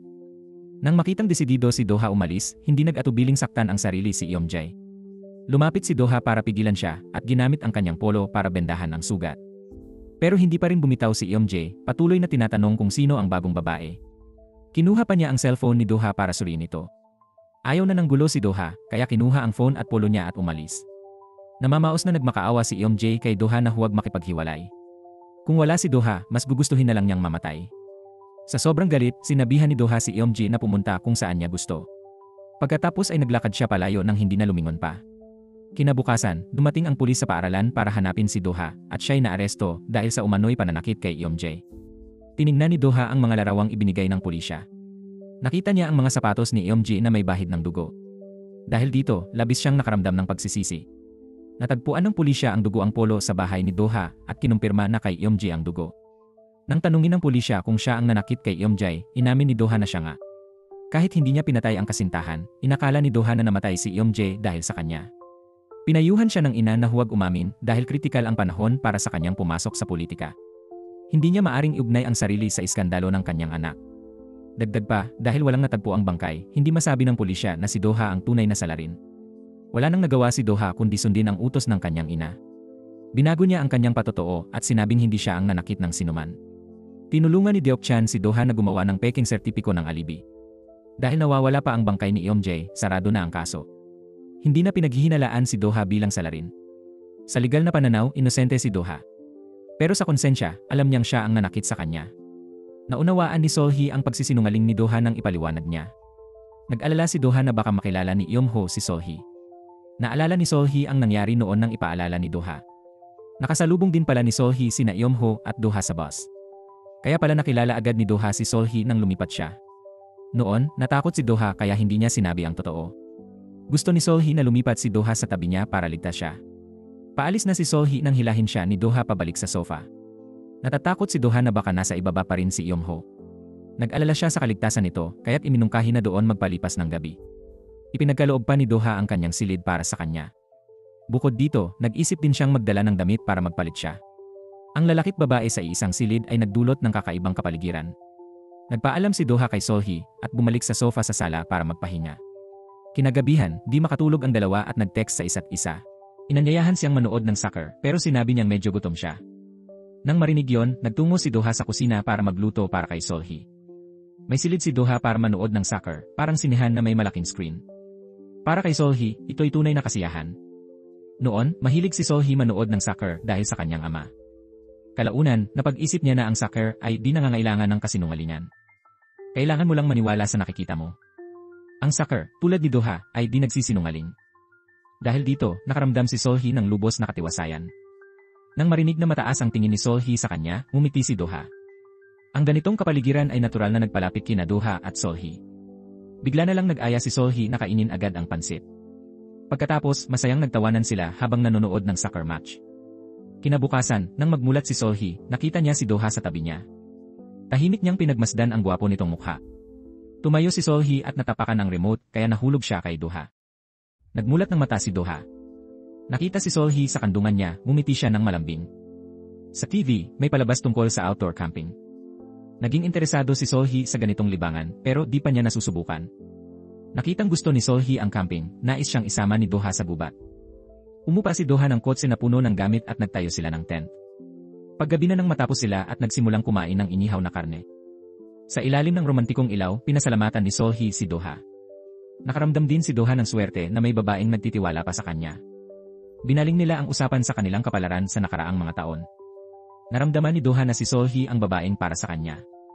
Inamin din ni Sol-hee na minsan, inakala niyang si Do-ha ang kanyang tadhana. Nang marinig yon, gusto ni Do-ha malaman kung totoo nga ba. Ngunit mumiti lang si Sol-hee nang nahihiya at hindi na nagsalita pa. Pagkatapos, pinag-usapan nila ang espesyal na kakayahan ni Sol-hee. Pinapayuhan ni Sol-hee ang kliyente na huwag masyadong maniwala sa pangako. Sa halip, dapat nilang hanapin ang pinakatumpak na sagot. Nagtataka si Do-ha kung ano ang pinakatumpak na sagot. Nagbigay si Sol-hee ng halimbawa, ikaw ang pinakamamahal ko ngayon. Agad sinabi ni Do-ha na si Sol-hee ang pinakagusto niya. Pagkatapos, marahang hinalikan ni Do-ha si Sol-hee sa labi. Naramdaman ni Sol-hee ang damdamin ni Do-ha kaya tumugon din siya. Sa ilalim ng malamig na gabi, nakumpirma nila ang kanilang damdamin. Magkahawak kamay silang bumalik sa gusali kung saan sila nakatira. Iniwan ni Sol-hee ang malambing na halik sa mukha ni Do-ha. Pagkatapos ay umuwi na sila sa kanilang bahay. Tiningnan ni Do-ha ang mga larawan nilang dalawa ni Sol-hee. Hindi alam ni Do-ha na hinahanap ni Eun-ho ang kanyang kinaroroonan. Nabalitaan ni Eun-ho sa reporter na kakilala raw ni Jeon si Do-ha, kaya baka alam niya kung saan ito nakatira. Nang gabing iyon, dahil di nakuha ang puso ni Do-ha, nagpunta si Jeon sa bar para kumanta at magwala. Sa oras na yon, walang kamalay-malay si Jeon na may sumusunod pala sa kanya. Pagbalik ni Jeon sa parking lot, sinamantala ni Eun-ho ang pagkakataon para kidnapin siya. Pagkatapos, ginamit ni Eun-ho ang cellphone niya para tawagan si Do-ha. Nakita si Jeon na nanganganib, kaya agad pumunta si Do-ha ng mag-isa, di na nagsabi kay Sol-hee. Nang makita ni Eun-ho si Do-ha, bigla niyang naalala ang nakaraan. Naniniwala pa rin si Eun-ho na si Do-ha ang pumatay sa kanyang kapatid na babae. Para kay Eun-ho, kunwari lang kawawa ang inosenteng mukha ni Do-ha. Sunod-sunod na binugbog ni Eun-ho si Do-ha, pinipilit siyang umamin sa totoo. Naalala ni Do-ha na sinabi ni Sol-hee na naniniwala siyang walang sinaktan si Do-ha. Dahil dito, sa unang pagkakataon, naglakas loob si Doha na harapin si Eunho. Sabi ni Doha, di raw sinaktan ng kapatid ni Eunho si Eunjae. Labis na nagsisi si Doha sa pagkagalit at pagsasabi ng mga salitang naging dahilan ng kagaguhan ni Eunjae. Kaya mula noon, nangakong mamumuhay si Doha ng may pagsisisi bilang kabayaran sa kanyang mga kasalanan. Pati ang kuya ni Eunjae may pananagutan dahil di niya pinahalagahan ang damdamin ng kapatid. Natigilan si Eunho sa sinabi ni Doha, pero nanindigan pa rin na si Doha ang may sala at sinugod siya. Mabuti na lang, sa kritikal na sandali, dumating si Kang Min para iligtas si Doha. Kanina pa pala ipinakita ng kasamahan kay Kang Min ang larawan ng suspect sa di pa nalulutas na kaso. Nang makita ang larawan ng suspect, nakilala ni Kang Min na si Doha yon. Naalala ni Kang Min na kamakailan lang ay naging malapit si Sol-hee kay Doha. Dahil sa pag-aalala kay Sol-hee, nag-message si Kang Min pero di sumagot kaya pumunta siya sa gusali nito. Pagdating ni Kang Min, nakita niya si Doha na nagmamadaling lumabas. Sinundan ni Kang Min si Doha at nalaman na ang nakausap niya ay kapatid ni Eunjae. Mabuti na lang at dumating si Kang Min sa tamang oras para pigilan si Eunho. Balak ni Kang Min dalhin sila sa pulis pero tumayo si Eunho at tumakas. Agad siyang hinabol ni Kang Min, determinadong hulihin ang baliw na yon. Nang malapit na mahuli si Eunho, biglang hinarang ni Doha si Kang Min para pakawalan ito. Nang mag-react si Kang Min, wala nang baka si Eunho sa paningin niya. Alam ni Doha na gusto lang maghiganti ni Eunho sa kanya, walang balak manakit ng iba. Pero kay Kang Min bilang pulis, kahit sino man ang target ni Eunho, di iyon mahalaga. Ang mahalaga, may sandata siya na laging may kaakibat na panganib. Naniwala si Kang Min na sinadya ni Doha na pakawalan si Eunho dahil takot siyang mabunyag. Inamin ni Doha na ikinuwento niya ang lahat ng nakaraan kay Sol-hee. Kahit alam na ang totoo, pinili pa rin ni Sol-hee na makipagrelasyon kay Doha. Nasaktan ang puso ni Kang Min, paulit-ulit sinabi ni Kang Min kay Doha na mag-ingat para di mag-alala si Sol-hee. Nang makatakas, naalala ni Eunho ang nakaraan nila ng kanyang kapatid. Naging dependent si Eunjae kay Doha dahil kay Eunho talaga. May sariling pangarap si Eunjae, kaya nag-ipon siya para sa tuition sa universidad. Umaasa siyang maging karapat-dapat sa mahusay na si Doha. Sa kasamaang palad, sugalero ang kanilang ama. Isang araw, kinuha niya ang pinaghirapang ipon ni Eunjae. Sinunod ni Eunjae ang payo ng kapatid at itinuring na pangarap si Doha. Si Doha lang ang makapagliligtas sa kanya sa kaawa-awang buhay na ito. Noon, di inakala ni Eunho na sisirain ng kanyang mga salita ang buhay ni Eunjae. Matapos ang kidnapping, labis na natakot at nababalisa si Jeon. Sa huli, napagtanto ni Jeon na halos nasaktan niya si Doha dahil sa pagmamadali. Pagkatapos nito, hindi na pinilit ni Jeon ang sarili na mahalin si Doha. Kailangan lang ni Jeon na ligtas at buhay si Doha at sapat na yon. Nang matapos ang lahat, umuwi si Doha at nagising kinabukasan. Pagmulat niya, nakita niya si Sol-hee sa pinto, may dalang almusal. Takot na makita ni Sol-hee ang sugat sa mukha, agad nagsuot ng maskara si Doha. Namiss ni Sol-hee si Doha, kaya gusto niyang makita ang mukha nito. Hindi makatanggi si Doha, kaya napilitan siyang tanggalin ang maskara. Pagkatapos, tapat na sinabi ni Doha kay Sol-hee ang lahat ng nangyari. Kasama rito ang tungkol kay Kang Min at ang alam nito sa tunay na pagkatao ni Doha. Nalaman ni Doc Chan na dinukot ni Eunho si Jeon at hinahanap si Doha, kaya pumunta siya rito. Nag-aalala si Doha na kung magpapatuloy ito, matutuklasan ni Eunho ang kanyang tunay na pagkakakilanlan. Dahil sa reputasyon ng kumpanya, nagpasya si Doha na itigil ang relasyon nila ni Doc Chan. Mananatili si Doha sa kanyang bahay at poprotektahan si Sol-hee. Sa totoo lang, dahilan lang ito ni Doha para manatili sa tabi ni Sol-hee. Nang makitang umibig si Doha, medyo nalungkot si Doc Chan. Paglabas ni Doc Chan, nakasalubong niya si Sol-hee sa pintuan. Tinanong niya kung talagang naniniwala ito kay Doha. Naniniwala si Sol-hee na walang sinaktan si Doha at pinili niyang lubos na magtiwala sa kanya. Tinanong ni Sol-hee kung naniniwala rin ba si Doc Chan kay Doha. Sinabi ni Doc Chan na pinaniniwalaan niya si Doha pero alam ni Sol-hee na kasinungalingan iyon. Pagkatapos, binati ni Doc Chan ang kanilang pag-ibigan. Nang umalis si Doc Chan, nagdala si Sol-hee ng pagkain sa bahay ni Doha. Napansin ni Sol-hee na hindi pa nila opisyal na ipinapahayag ang kanilang damdamin. Pinaalala ni Sol-hee kay Doha na ang halik ay di nangangahulugang sila'y mag-on na. Nakita ni Doha ang isip ni Sol-hee, kaya ngumiti at hinila siya sa harap niya at nagtapat. Nahihiyang sinagot ni Sol-hee ang alok ni Doha na maging sila. Pagkatapos maging opisyal, nagsimula ng mag-date ang matamis na magkasintahan. Kamakailan, may inihahandang pista ang mga tindero sa lugar. Gusto ni Sol-hee na isama si Doha sa pagdiriwang. Laging mukhang malungkot si Doha, kaya gusto niyang tulungan siyang makisama. Hindi tumanggi si Doha sa pista at aktibong nag-alok na sumama kay Sol-hee. Mabilis silang nag-impact ng mga gamit at pumunta sa lugar ng pista. Hindi nagtagal, siksikan na sa bakuran at puno ng mamimili ang mga tindahan. Walang tao sa tindahan ni Sol-hee, kaya nagkunwaring customer si Doha para tumulong. Nang uminom ang gwapong Doha ng inumin sa harap ng lahat, naakit ang mga tao sa kanyang hitsura at dali-daling pumunta sa tindahan para umorder ng pareho. Sa sandaling iyon, lihim na dumating ang ina ni Doha sa pista batay sa impormasyon ni Doc Chan. Nakita niya si Do-ha na masayang nakikisalamuha sa lahat at labis siyang nagulat. Matagal na niyang hindi nakikita ang ngiting iyon ni Do-ha. Hindi siya lumapit kundi tahimik na tumalikod at umalis sa pista. Bumili rin si Do-ha ng peres ng teddy bear bilang alaala para sa kanilang dalawa. Pagkatapos, ahon na sana sa entablado ang tindero para tumugtog, ngunit hindi dumating ang gitarista niya.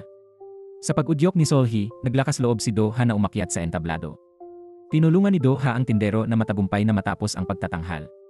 Pagkatapos ng kanta, nanalo ang tindero ng malaking premyo para sa awiting iyon. Nang malapit nang matapos ang pista, dinala ni Do-ha si Seol-hee sa isang tindahan. Biglang kumuha si Do-ha ng bag mula sa may-ari ng tindahan at ibinigay kay Seol-hee. Nakita pala ni Do-ha ang bola na may lagda ng sikat na atleta. Sabi ng may-ari, lagda raw ito ng isang sikat na artista. Alam ni Seol-hee na kasinungalingan, pero dahil mabuti ang intensyon ni Do-ha, hindi niya inilantad. Ngayong araw, sobrang saya ni Seol-hee. Habang nanonood ng paputok, tumingkayad si Seol-hee para halikan si Do-ha sa pisngi. Bilang ganti, hinalikan din ni Do-ha si Seol-hee sa pisngi. Habang masaya sila, may nakakita ng kalansay ng tao sa gubat. Pagkatapos ng pista, nag-usap silang dalawa ng pribado. Dahil sa tiwala ni Seol-hee, nalakas loob ni Do-ha na tanggalin ang maskara at lumabas. Nagpasalamat si Do-ha kay Seol-hee sa pagiging kaagapay at pagbibigay ng tapang. Hindi napigilan ng dalawa ang damdamin at halos maghalikan nang biglang lumitaw ang lalaki mula sa tindahan. Lasing siya at walang malay, pero hindi pa rin nakalimot magmakaawa kay Do-ha na tanggapin siya bilang estudyante. Walang ibang pagpipilian, kinailangan ni Do-ha na ihatid siya pabalik sa bahay para magpahinga. Sa sandaling iyon, tumawag ang pamilya ng lalaki. Sinagot ni Do-ha ang tawag at ibinigay ang address para sunduin nila ito. Nagkataon, ang kapatid ng lalaki sa tindahan ay ang mga awit na si Ethan. Si Ethan ang pangunahing bokalista ng isang boy band sa entertainment company J. Noon, hiniling din ni Ethan kay Do-ha na sumulat ng mga kanta para sa kanya. Hindi nakalimutan ng lalaki sa tindahan na ipakilala si Do-ha bilang sikat na songwriter. Inakala ni Ethan na nagbibiro lang ang kapatid kaya hindi niya ito pinansin. Gusto lang niyang agad na iuwi ang kanyang kapatid. Kinabukasan, pumunta sina Seol-hee at Do-ha sa isang pamilyar na kainan. Hiningi ni Do-ha sa may-ari na bigyan sila ng dagdag na side dish.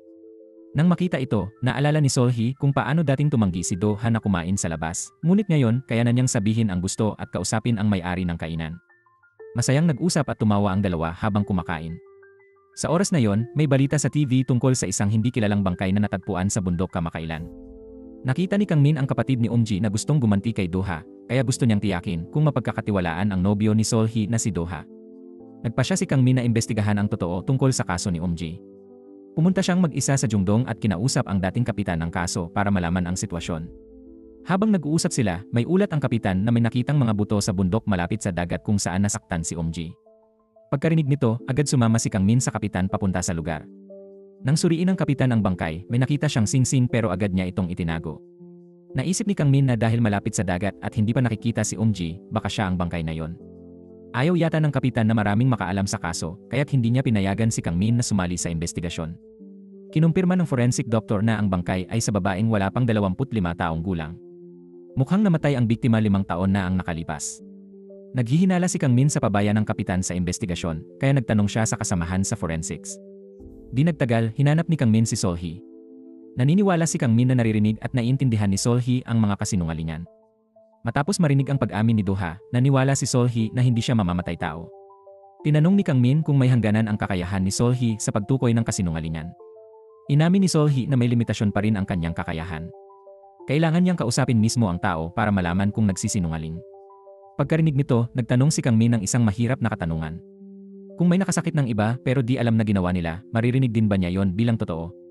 Pagkatapos, sinabi ni Kang Min kay Seol-hee ang tungkol sa natuklasang bangkay sa bundok. Nabasa rin ni Kang Min na umiinom si Do-ha ng mga pampatulog at pampakalmang gamot. Ang epekto ng mga ito ay maaaring magdulot ng pagkawala ng memorya at pangunawa. Ngunit sinabi pa rin ni Seol-hee kay Kang Min na pinili niyang magtiwala kay Do-ha. Subalit sa kanyang puso, may namumuong pag-aalinlangan na nagsisimulang lumitaw. Matapos kausapin si Kang Min, pumunta si Seol-hee sa music bar para hanapin si Do-ha. Sa pamumuno ni Do-ha, nagtanghal sila ng mahinahon at simpleng piano duet. Tinago ni Seol-hee ang kanyang alalahanin, ngunit napansin pa rin ito ni Do-ha. Gayunpaman, hindi nagsalita si Seol-hee at niyakap na lang niya si Do-ha. Hindi nagtagal, may tumawag kay Do-ha mula sa Jongdong Police Department. Hiniling ng pulisya na tumulong si Do-ha sa investigasyon ng pagkawala ni Eum-jae. Nang marinig ito, pinayuhan ng kanyang ina si Do-ha na mag-ingat sa kanyang mga salita at kilos. Nagpasya si Do-ha na isumbong sa pulis ang lahat, kaya nagmaneho siya papuntang Jongdong para interogahin. Kusang isinalaysay ni Do-ha ang huling pagkakataon na nakasama niya si Eum-jae. Matibay na sinabi ni Doha sa kapitan na hindi niya sinaktan si Eomjae. Ang peres ng singsing nina Doha at Eomjae, itinapon niya sa dagat. Dati, sinuhol ng ina ni Doha ang kapitan, kaya ngayon, ilang tanong lang at pinakawalan na si Doha. Paglabas ni Doha, binalaan siya ng mabait na pulis tungkol sa kapatid ni Eomjae. Kitang-kita na nang makita ng kapatid ni Eomjae ang bangkay, nawalan siya ng katinuan at gusto lang maghiganti. Talagang nagalit si Eomho at lalo pang naniwala na si Doha ang may sala. Muling naghanap si Eomho ng ebidensya laban kay Doha at may nakilalang interesadong mamamahayag. Sa pagkakataong ito, nalaman ni Eomho na lumipat na ng tirahan si Doha. May nakita ring video ni Doha na tumutugtog sa isang music festival dito. Pagkatapos, pumunta si Eomho sa bahay ni Doha gamit ang address mula sa mamamahayag. Nakitang wala pa si Doha, kaya sinira niya ang mga ilaw sa pasilyo. Si Solhee sa loob ay nakarinig ng kakaibang ingay sa labas at kinabahan. Kumuha si Eomho ng matalim na sandata at nagtago sa dilim, naghihintay kay Doha. Nang oras na yon, si Doha ay nagmamaneho pauwi at nasa underground parking. Sa dilim, nakita ni Eomho ang isang taong papalapit sa pinto ni Doha. Agad na sinugod ni Eomho ang nakamaskarang lalaki. Maya-maya, nasugatan ng lalaki at bumagsak. Nang tanggalin ni Eomho ang maskara, nalaman niyang mali ang inatake niya. Habang nagsisisi si Eomho, biglang lumitaw si Doha sa pinto ng elevator. Nagkatinginan ang dalawa. Walang imik na sinalakay ni Eomho si Doha. Pagkatapos ay nagbuno ang dalawa. Narinig ni Solhee ang ingay at agad na binuksan ang pinto. Nag-alala si Doha para kay Solhee, kaya tinulungan siyang magsara ng pinto. Labis na nag-alala si Solhee at agad tumawag sa pulisya at kay Kang Min. Pagkatapos, binuksan muli ni Solhee ang pinto, nag-aalala para kay Doha. Nang sinasakal ni Eomho si Doha, tahimik na sumugod si Solhee at pinalo siya ng payong. Ngunit dahil sa sobrang lakas, aksidente siyang nahulog. Mabuti na lang, dumating si Kang Min sa tamang oras para arestuhin si Eomho. Pagka-aresto, walang pagsisisi ang ipinakita ni Eomho. Isinumpa pa niya na kapag nalaya, patuloy niyang gagantihan si Doha. Labis na ikinagalit ni Kang Min ang mga salita ni Eomho. Nag-alala si Kang Min na malalagay din sa panganib si Solhee dahil kay Eomho. Sinisi ni Kang Min si Doha na nagpadama sa kanya ng matinding pagkakasala. Kinamuhian niya ang sarili dahil hindi niya naprotektahan si Solhee. Si Ethan, na walang kasalanan, ay nasaksak din nang hanapin niya si Doha. Dati, nalungkot si Ethan dahil malapit nang magwatak ang kanyang banda. Ginamit ni Park ang posisyon bilang main vocalist sa bagong banda para akitin si Ethan, pero may isang kondisyon, imbestigahan si Doha. Para sa kanyang kinabukasan, pumayag si Ethan. Pero pagkatapos maatake, sa wakas ay nagising siya sa katotohanan. Nakitang nalulungkot si Doha, inaliw siya ni Solhee, sinasabing si Eomho ang may kagagawan ng lahat. Malinaw na biktima si Doha. Kaya hindi dapat makaramdam ng guilt si Doha sa kahit kanino. Ang mga maalamong salita ni Solhee ay lubos na nakaantig kay Doha. Dinala ni Doha si Solhee sa ospital para gamutin ang pinsala sa paa mula sa atake kagabi. Pagkatapos, nang malapit nang umalis, napaligiran siya ng mga reporter. Tinanong nila kung siya ba'y suspect ni Seungju sa pananakit sa Jongdong at kung nagpalit siya ng pangalan dahil dito. Sa harap ng mga tanong, inamin ni Doha na siya nga ang suspect na si Seungju. Inamin din niya na nagpalit siya ng pangalan dahil doon pero hindi niya sinaktan si Eomjae. Mula sa malayo, nang makita si Doha na napaligiran ng mga reporter, labis na nag-alala si Solhee. Mabilis na hinila ni Solhee si Doha palayo. Matapos ang insidenteng ito, nag-alala si Doha na baka masaktan muli ang mga tao sa paligid niya. Ayaw na niyang hintayin pa ang pulis na malaman ang katotohanan. Desidido siyang hanapin ang tunay na salarin. Sa matinding determinasyon ni Doha, hindi siya napigilan ni Solhee. Pagka-uwi, nangolekta si Doha ng ebidensya tungkol sa kaso ni Eomjae nang biglang dumating si Jae-chan. Nakiusap si Jae-chan kay Doha na tulungan siyang bayaran ang utang. Biglang nabanggit ni Jae-chan na madalas ninakawan at binugbog ng ama si Eomjae noon. Tuwing nangyayari yon, umiiyak mag-isa si Eomjae at di sinasabi kay Doha. Doon lang napagtanto ni Doha ang hirap na dinanas ni Eomjae. Binigyan ni Doha ng pera si Jae-chan at tinanong kung nasaan ang ama ni Eomjae sa Jongdong. Bago pumunta sa Jongdong para mag-imbestiga, sinabihan muna ni Doha si Solhee. Nag-aalala si Solhee sa kaligtasan ni Doha, kaya gusto niyang sumama para makilala ang ama ni Eomjae. Pero tumanggi si Doha, ayaw niyang malagay muli sa panganib si Solhee. Niyakap ni Doha si Solhee at marahang tiniyak na talagang mag-ingat siya. Pagkatapos, nangako sila sa isa't isa. Habang paalis na si Doha papuntang Jongdong, inilipat din si Eongho sa detention center. Bago sumakay sa bus, ipinagbili ni Eongho kay Kang Min na kunin ang notebook sa kanyang gamit. Lahat ng laman nito ay impormasyon tungkol sa kaso ng kanyang kapatid. Agad na kinuha ni Kang Min ang notebook. May naputol na larawan sa loob nito. Ang iba ay mga dokumento ng kaso na tinipon ni Eongho noong gabi ng insidente. Nalaman ni Kang Min na may nakakitang may-ari ng tindahan kina Eomjae at Doha. Hinala ni Kang Min baka ito ang tanging saksi sa kaso. Sa oras na yon, nakarating na si Doha sa Jongdong. Naniniwala pa ang mga tao roon na si Doha ay nananakit, kaya isinumpa at binuhusan siya ng maruming tubig. Hindi ito pinansin ni Dohas. Pumunta siya sa tindahan ng pangalawang asawa ng ama ni Yeomji. Nang marinig na si Doha may tanong tungkol sa ama ni Yeomji, agad niyang isinara ang pinto. Umalis si Doha at nakakita ng sulat mula sa insurance para sa ama ni Yeomji sa tabi ng basurahan. Nag-alala si Solhee sa pag-imbestiga ni Doha sa Jungdong, kaya tahimik siyang nagpunta at hinanap si Doha sa beach. Paglingon ni Doha, nakita niya si Solhee na nakatayo sa di kalayuan. Masayang lumapit si Doha at niyakap si Solhee. Pagkatapos, pumunta sila sa bangko kung saan dating nagtatrabaho si Yeomji. Doon, tinanong nila ang kasamahan ni Yeomji tungkol sa sitwasyon niya. Naawa ang kasamahan kay Yeomji at hindi pinaghinalaan si Doha dahil madalas lapitan si Yeomji ng mga nagpapautang sa kumpanya. Maging ang ama niya ay dumating at nag-iskandalo, humihingi ng pera. Lubhang naapektuhan nito ang pisikal at mental na kalagayan ni Yeomji. Bago namatay, bumili si Yeomji ng insurance sa kanyang sariling pangalan. Para makuha ang pera, madalas pumunta ang ama sa bangko at gumawa ng gulo. Ilang panahon matapos mamatay si Yeomji, nakuha na niya ang pera at umalis.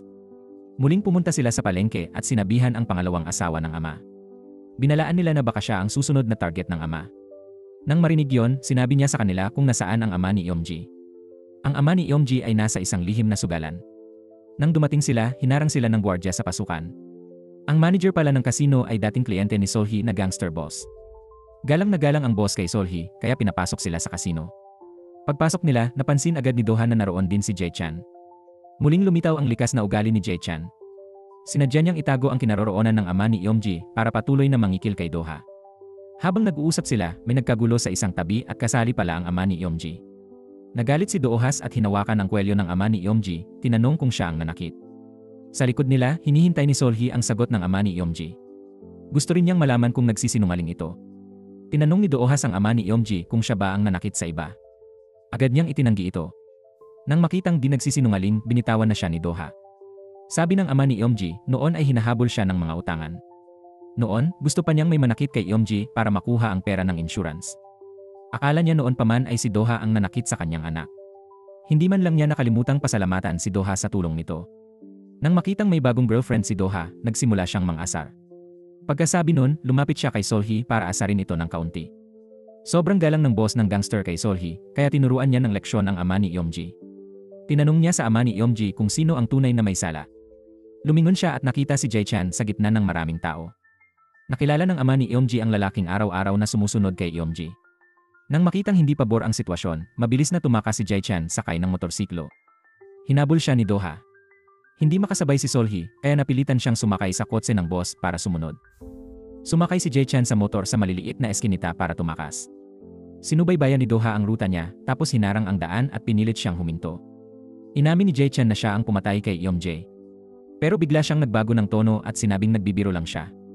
Sinabi rin niyang nakipag-date siya kay Yeomji nang umalis si Doha papuntang Seoul. Dumating si Solhee at sinabing nagsisinungaling si Jae-chan.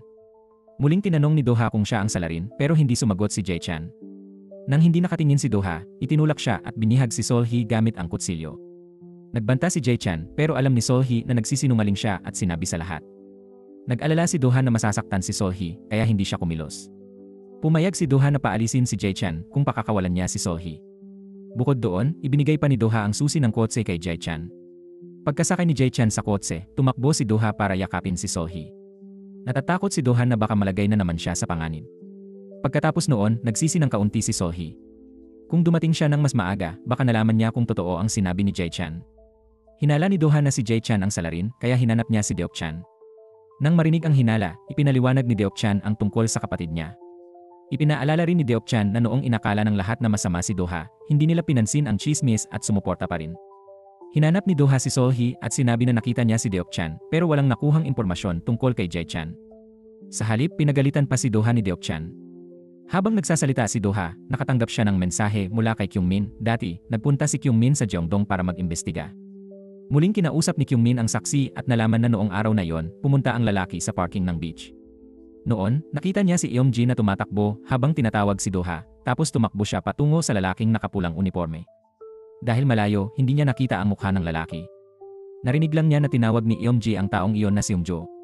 Pagkatapos kumpirmahin ang patotoo, muling lumapit si Kyungmin sa kapitan para magtanong. Nang matagpuan ang bangkay ni Yeomji, gusto agad imbestigahan ng pulis pero walang pakialam ang kapitan. Naniniwala ang team na tumanggap ang kapitan ng pera mula sa ina ni Doha. Kilala ni Kyungmin ang kapitan, kaya gusto niyang hikayatin itong buksan muli ang investigasyon. Nagkataong narinig ng isang reporter ang usapan nila. Bumalik ang kapitan sa opisina at tumingin sa isang singsing. Nakausap ni Do-ha si Kyung-min at nalaman ang sinabi ng saksi. Naalala ni Do-ha ang nangyari noong gabing iyon. Nagpunta sina Do-ha at Eum-ji sa beach. Matapos magmungkahi ng hiwalayan, umalis siya. Kung may nakaputang pula ang bumalik sa beach para hanapin si Eum-jae, naisip ni Do-ha na malamang si Jae-chan yon dahil noon pa man gusto na niya si Eum-jae. Ang kailangan nila ngayon ay hanapin agad si Jae-chan para makumpirma.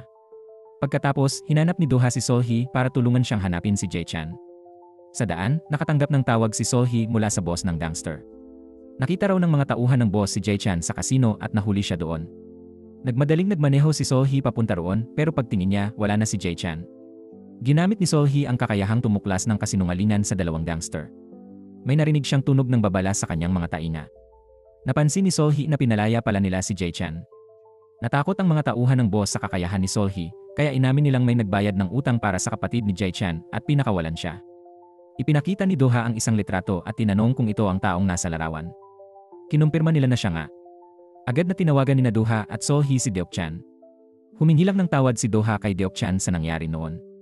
Sa huli, tinanggap din ni Deok-chan ang paumanhin ni Do-ha.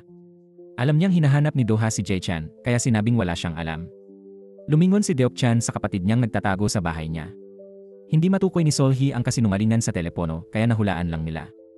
Hinala nila, matagal nang alam ni Deok-chan na si Jae-chan ang may sala, kaya binayaran niya ang utang at itinago ang kapatid niya. Pagkatapos nito, may tumawag kay Sol-hee.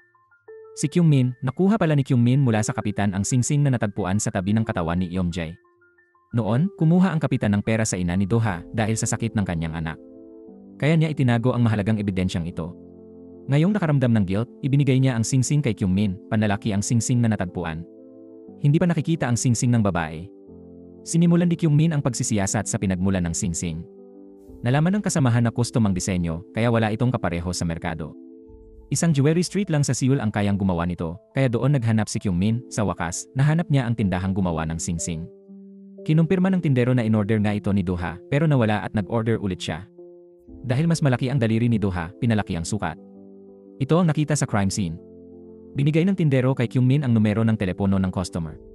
Pagkalabas ng tindahan ng alahas, tinawagan ni Kang-min sina Sol-hee at Do-ha para magkita. Tinanong ni Kang-min si Do-ha kung nasaan ang kanyang singsing. Sinabi ni Do-ha na nang mawala si Eum-ji, itinapon niya ang singsing sa dagat at hindi na in-order ulit. Kinuha ni Kang-min ang singsing at ibinahagi ang kanyang natuklasan. Ang singsing sa pinangyarihan ng krimen ay tiyak na pag-aari ng salarin. Ang salarin ay dapat malapit kay Do-ha para malaman kung saan in-order ang singsing. Bukod dito, may pagsinta ang salarin kay Eum-ji, kaya ginaya niya ang ginawa ni Do-ha. Pagkatapos, iniabot ni Kang-min kay Do-ha ang isang numero ng landline. Sabi ni Kang-min, sa bar na nabangkarot, 6 na taon na ang nakalipas ang numero. Nagulat si Do-ha dahil ang bar na iyon ay pinatatakbo ni Jae-chan. Lahat ng ebidensya ay nakaturo kay Jae-chan. Kailangan nila ng tiyak na ebidensya bago nila madakip si Jae-chan. Sa sandaling iyon, napagpasyahan nilang puntahan si Jae-chan. Ngunit bago pa sila makagalaw, may hindi inaasahang nangyari. Nagpunta ang kapitan sa media at inihayag na suhol ng ina ni Do-ha ang pera. Ipinagkatiwala sa kanya na itago ang mga ebidensya laban kay Do-ha noon. Sa pamamagitan ng media, kumalat ang balita ng malawakan. Naniwala ang lahat na matibay ang ebidensya at si Do-ha ang pumatay. Ang presyon ng publiko ay nagpabalisa kay Do-ha. Opisyal na ipinagkatiwala ni Do-ha kay Sol-hee na hanapin si Jae-chan sa tulong ni Deok-chan. Binigyan ni Sol-hee si Do-ha ng buzzer at sinabing pipindutin niya ito minsan kung totoo, 2 beses kung hindi.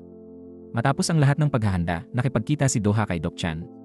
Pagdating ni Deok-chan, nagtago si Sol-hee malapit para makinig sa usapan nila. Tinanong ni Do-ha kung itinatago ni Deok-chan si Jae-chan. Itinanggi ni Deok-chan pero alam ni Sol-hee na nagsisinungaling siya. 2 beses na pinindot ni Sol-hee ang buzzer.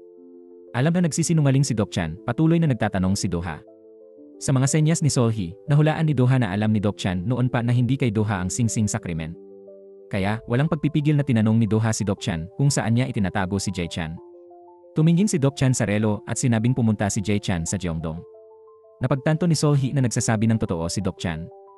Sa oras na yon, dumating na si Jae-chan sa istasyon ng pulisya para sumuko. Agad na naibalita ito sa mga pahayagan. Narinig ni Eum-ho sa bilangguan ng balita at natawa sa sarili. Ilang taon siyang nagiganti kay Do-ha, hindi alam na iba pala ang tunay na salarin. Kahit sumuko na ang salarin, hindi pa rin panatag ang loob ni Do-ha. Nararamdaman pa rin ni Do-ha na may kaugnayan sa kanya ang pag-alis ni Eum-ji. Hinimok siya ni Sol-hee, ayaw niyang mamuhay pa siya ng may pagkakasala. Umaasa siyang magsisimula siya ng masayang buhay.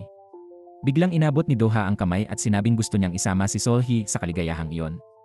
Matapos linisin ang kanyang pangalan, pinuntahan ni Doha ang kanyang ina. Pinuna siya ng ina dahil unay umamin sa pagpatay kay Omji, tapos binago ang salaysay na ikinagulo at ikinaduda nito sa kanya. Sabi ni Doha, bilang ina dapat siyang protektahan, pero nakalimutan niya na ang kailangan niya noon ay walang kondisyong tiwala mula sa kanya. Nang marinig iyon, biglay nakaramdam ng bahagyang pananagutan ang kanyang ina. Sa pag-amin ni Jae-chan, naapektuhan din ang kumpanyang ni Dok-chan. Nagsimulang wakasan ng mga kliyente ang kanilang mga kontrata. Maging si Ji-an, sikat na mga awit ng kumpanya, ay gustong lumipat ng ahensya. Ipinaalala ni Dok-chan ang hirap na pinagdaanan nila ni Ji-an at Doha sa pagtatag ng kumpanya. Medyo naapektuhan si Ji-an sa sinabi. Sa katunayan, personal niyang nasaksihan ang paglaki ng kumpanyang Lee sa kung ano ito ngayon, kaya ayaw niyang makitang magsara ito. Nagtataka si Ji-an kung talagang hindi alam ni Dok-chan na ang kapatid niya ang salarin. Sinabi ni Dok-chan na kamakailan lang niya ito nalaman. Sinabi ni Ji-an na patuloy siyang humingi ng tawad kay Doha hanggang mapatawad dahil hindi sapat ang isang beses. Kung tatanggapin ni Doha ang paghingi ng tawad, handa siyang manatili sa kumpanya. Pagkatapos, nakipagkita si Dok-chan kay Doha para makipag-usap. Nagtataka rin si Doha kung kailan nalaman ni Dok-chan na mamamatay tao ang kapatid niya.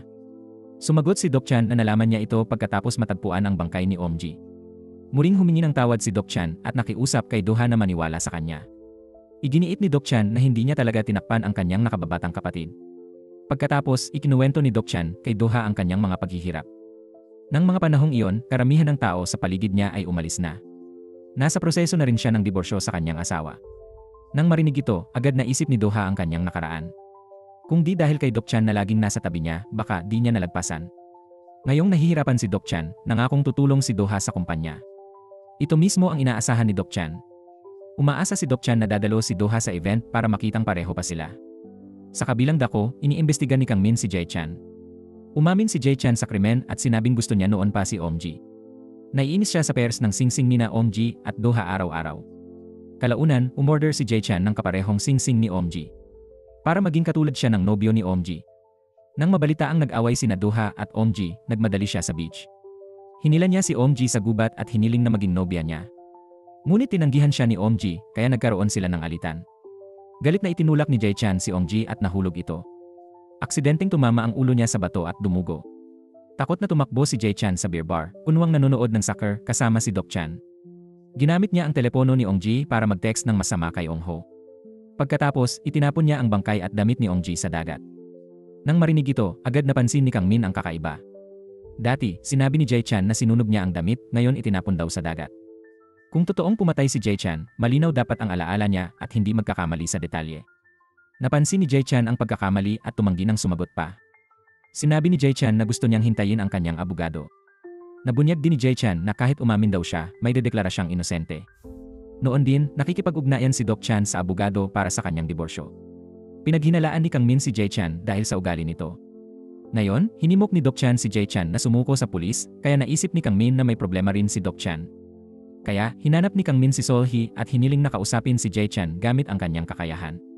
Kinabukasan, dumating si Solhee sa istasyon ng pulis ayon sa usapan.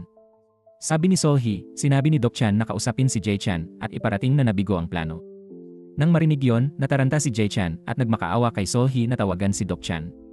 Nang malaman na may event si Dok-chan at Doha, nagalit si Jae-chan. Hindi maintindihan ni Jae-chan bakit normal pa rin ang relasyon ng dalawa. Napansin ni Solhee na hindi pala si Jae-chan ang tunay na pumatay. Tinanong ni Solhee kung bakit hawak pa ni Jae-chan ang singsing ni Ongji at sumuko sa pulis. Binigay ba ni Dok-chan ang singsing kay Jae-chan? Nang marinig yon, mabilis na itinanggi ni Jae-chan. Sa isip ni Solhee, may biglang alarma. Mukhang ibinigay ni Dok-chan ang singsing kay Jae-chan. Naghinalang si Dok-chan ang tunay na mamamatay tao. Para sa impormasyon, sinadyang pag-awayin sina Dok-chan at Jae-chan. Naalala niyang sinabi ni Kang Min na humanap ng ebidensya. Sinabi niyang may ebidensya ang pulis laban kay Jae-chan. Nawalan ng tiwala si Jae-chan kay Dok-chan kaya nataranta siya. Itinanggi ni Jae-chan at inamin kay Dok-chan ang singsing. Dito, napagtanto ni Solhee na totoo ang sinabi ni Jae-chan. Wala nang itinago si Jae-chan at ikinuwento ang lahat. Dati, umamin si Dok-chan kay Jae-chan na siya ang pumatay kay Ongji. Pagkatapos noon, ibinigay ni Dok-chan ang singsing ni Ongji kay Jae-chan at pinadala sa pulisya para sumuko. Gusto ni Dok-chan na sisihin si Jae-chan para sa kanya. Tiniyak ni Dok-chan na di sapat ang singsing para mahatulan siya dahil nasa opisina niya ang mahalagang ebidensya. Nang marinig ito, agad na pumunta si Solhee sa opisina ni Dok-chan. Tinawagan ni Solhee si Do-ha pero di niya sinagot. Noon, inanyayahan ni Do-chan si Do-ha sa entablado. Inihayag ni Do-chan na magbibitiw siya bilang chairman at si Do-ha ang papalit. Naramdaman ni Do-ha ang tiwala kaya magalang niyang tinanggihan ito. Nagkunwari silang parang dati at nagpalakpakan ang lahat. Dumating si Solhee sa opisina at naghanap doon. Di niya alam saan hahanapin hanggang tumawag si Kang Min. Sinabi niya na nasa loob ng kaha ang ebidensya ng pag-amin ni Jae-chan. Hiningi ni Solhee kay Do-ha ang password ng safe ni Doc-chan. Sinabi niya na si Doc-chan ang tunay na may sala. Tumingin si Do-ha sa ngiting mukha ni Doc-chan, labis na nadismaya. Naghahanap pa ng password si Solhee nang makita ang litrato ni na Doc-chan at Do-ha. Nagulat si Solhee sa kanilang malapit na ugnayan. Naintindihan niya na si Do-ha pala ang gusto ni Doc-chan, hindi si Om-jae. Sinadya ni Doc-chan na markahan ang kaarawan ni Do-ha bilang Setyembre 4. Nahulaan ni Solhee kung ano ang password. Maya-maya, bumalik si Doc-chan sa opisina. Binuksan niya ang safe at walang laman. Bigla, tumakbo si Solhee palabas dala ang ebidensya. Hinabol ni Doc-chan si Solhee, sumigaw na susuko na siya, matagal na niyang gusto pero laging naantala. Naramdaman ni Solhee na totoo ang sinabi niya. Hinuha ni Solhee, nag-drug si Doc-chan ng matagal dahil kay Do-ha. Umamin si Doc-chan na gusto niya si Do-ha, nagmakaawa kay Solhee itago. Pagkatapos magsalita ni Solhee, lumapit din si Do-ha. Nang marinig ni Do-ha ang sinabi, agad tumakbo palayo si Doc-chan. Sa pintuan, pinigilan si Solhee ni Kang Min pero itinulak ni Doc-chan ang pulis at umalis. Sa biyahe, tinanggal ni Doc-chan ang seatbelt, pumikit at bumangga sa gilid ng daan. Hinabol siya ng lahat at nagmadaling iligtas si Solhee.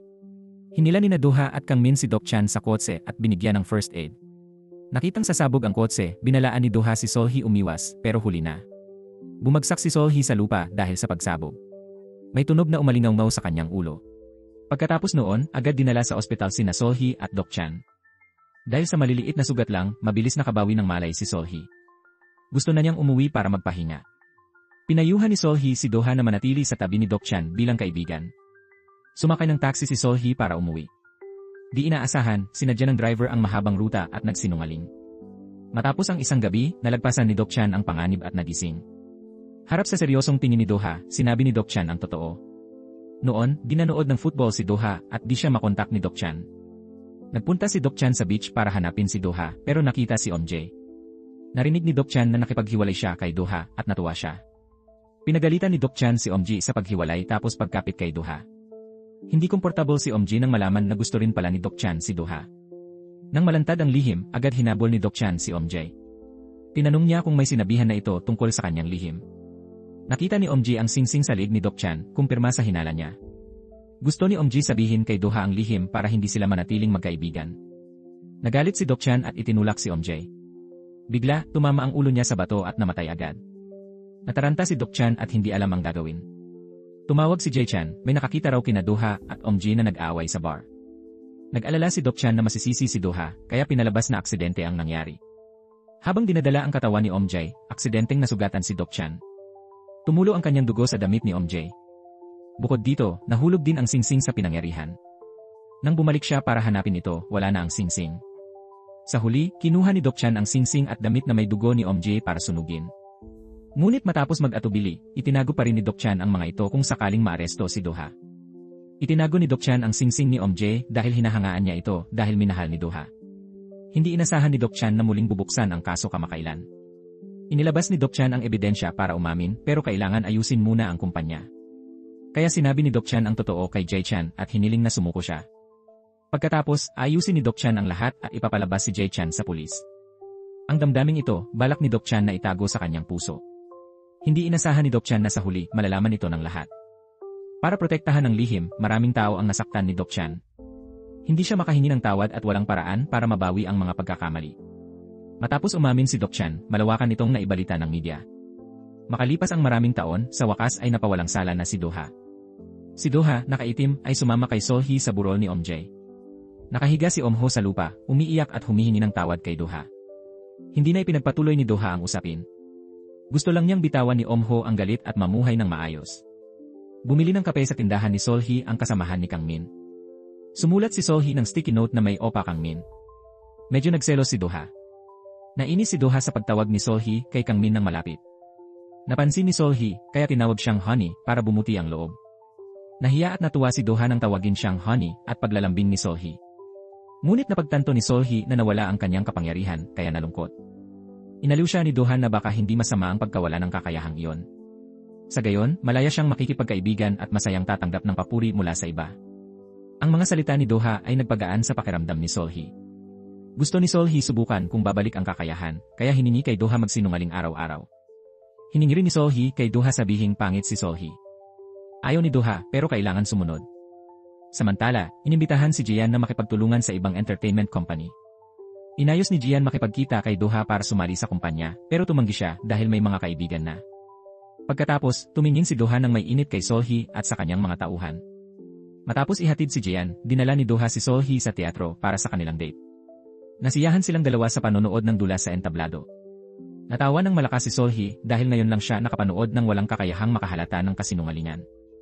Ngayon, nararamdaman na niya ang tuwa ng isang karaniwang tao. Nagpasalamat si Solhee kay Doha sa kabaitan at inanyayahan siyang kumain. Tumango si Doha pero nagsinungaling na may trabaho pa at nangakong kakain sila bukas. Hindi nahalata ni Solhee ang kasinungalingan kaya pumayag siya at umuwi. Inihatid ni Doha si Solhee tapos nagmadali sa kusina para mag-aral magluto sa video.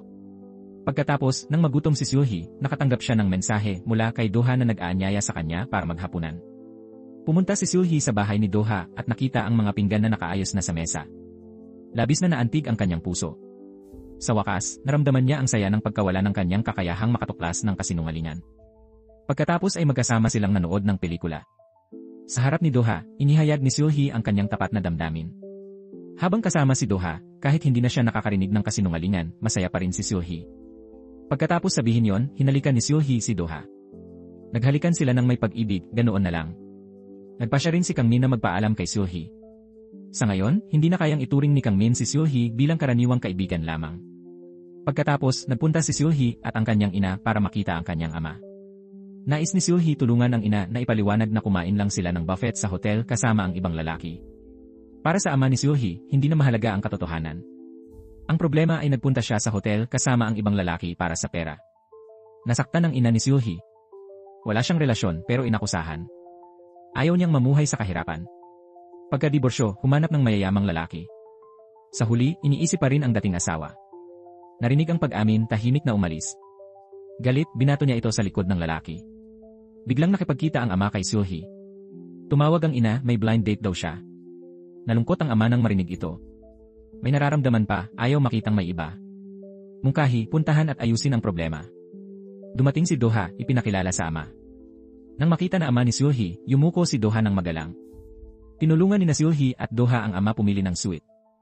Sinamantala ni Doha ang pagkakataon na humanga sa pagpolish ng sapatos. Pagkatapos, pinagupit ng kaibigan ni Solhee ang kanyang ama. Pumili si Doha ng singsing online para sa kanya. Sa huli, handa na ang ama ni Solhee pumunta sa hotel. Nagulat ang ina ni Solhee nang makita ang dating asawa doon.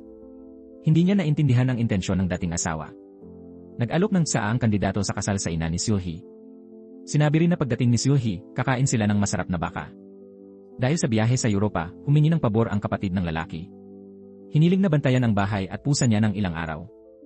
Nang marinig yon, labis na nagalit ang ama ni Solhee. Agad niyang pinagalitan ang blind date ng dating asawa.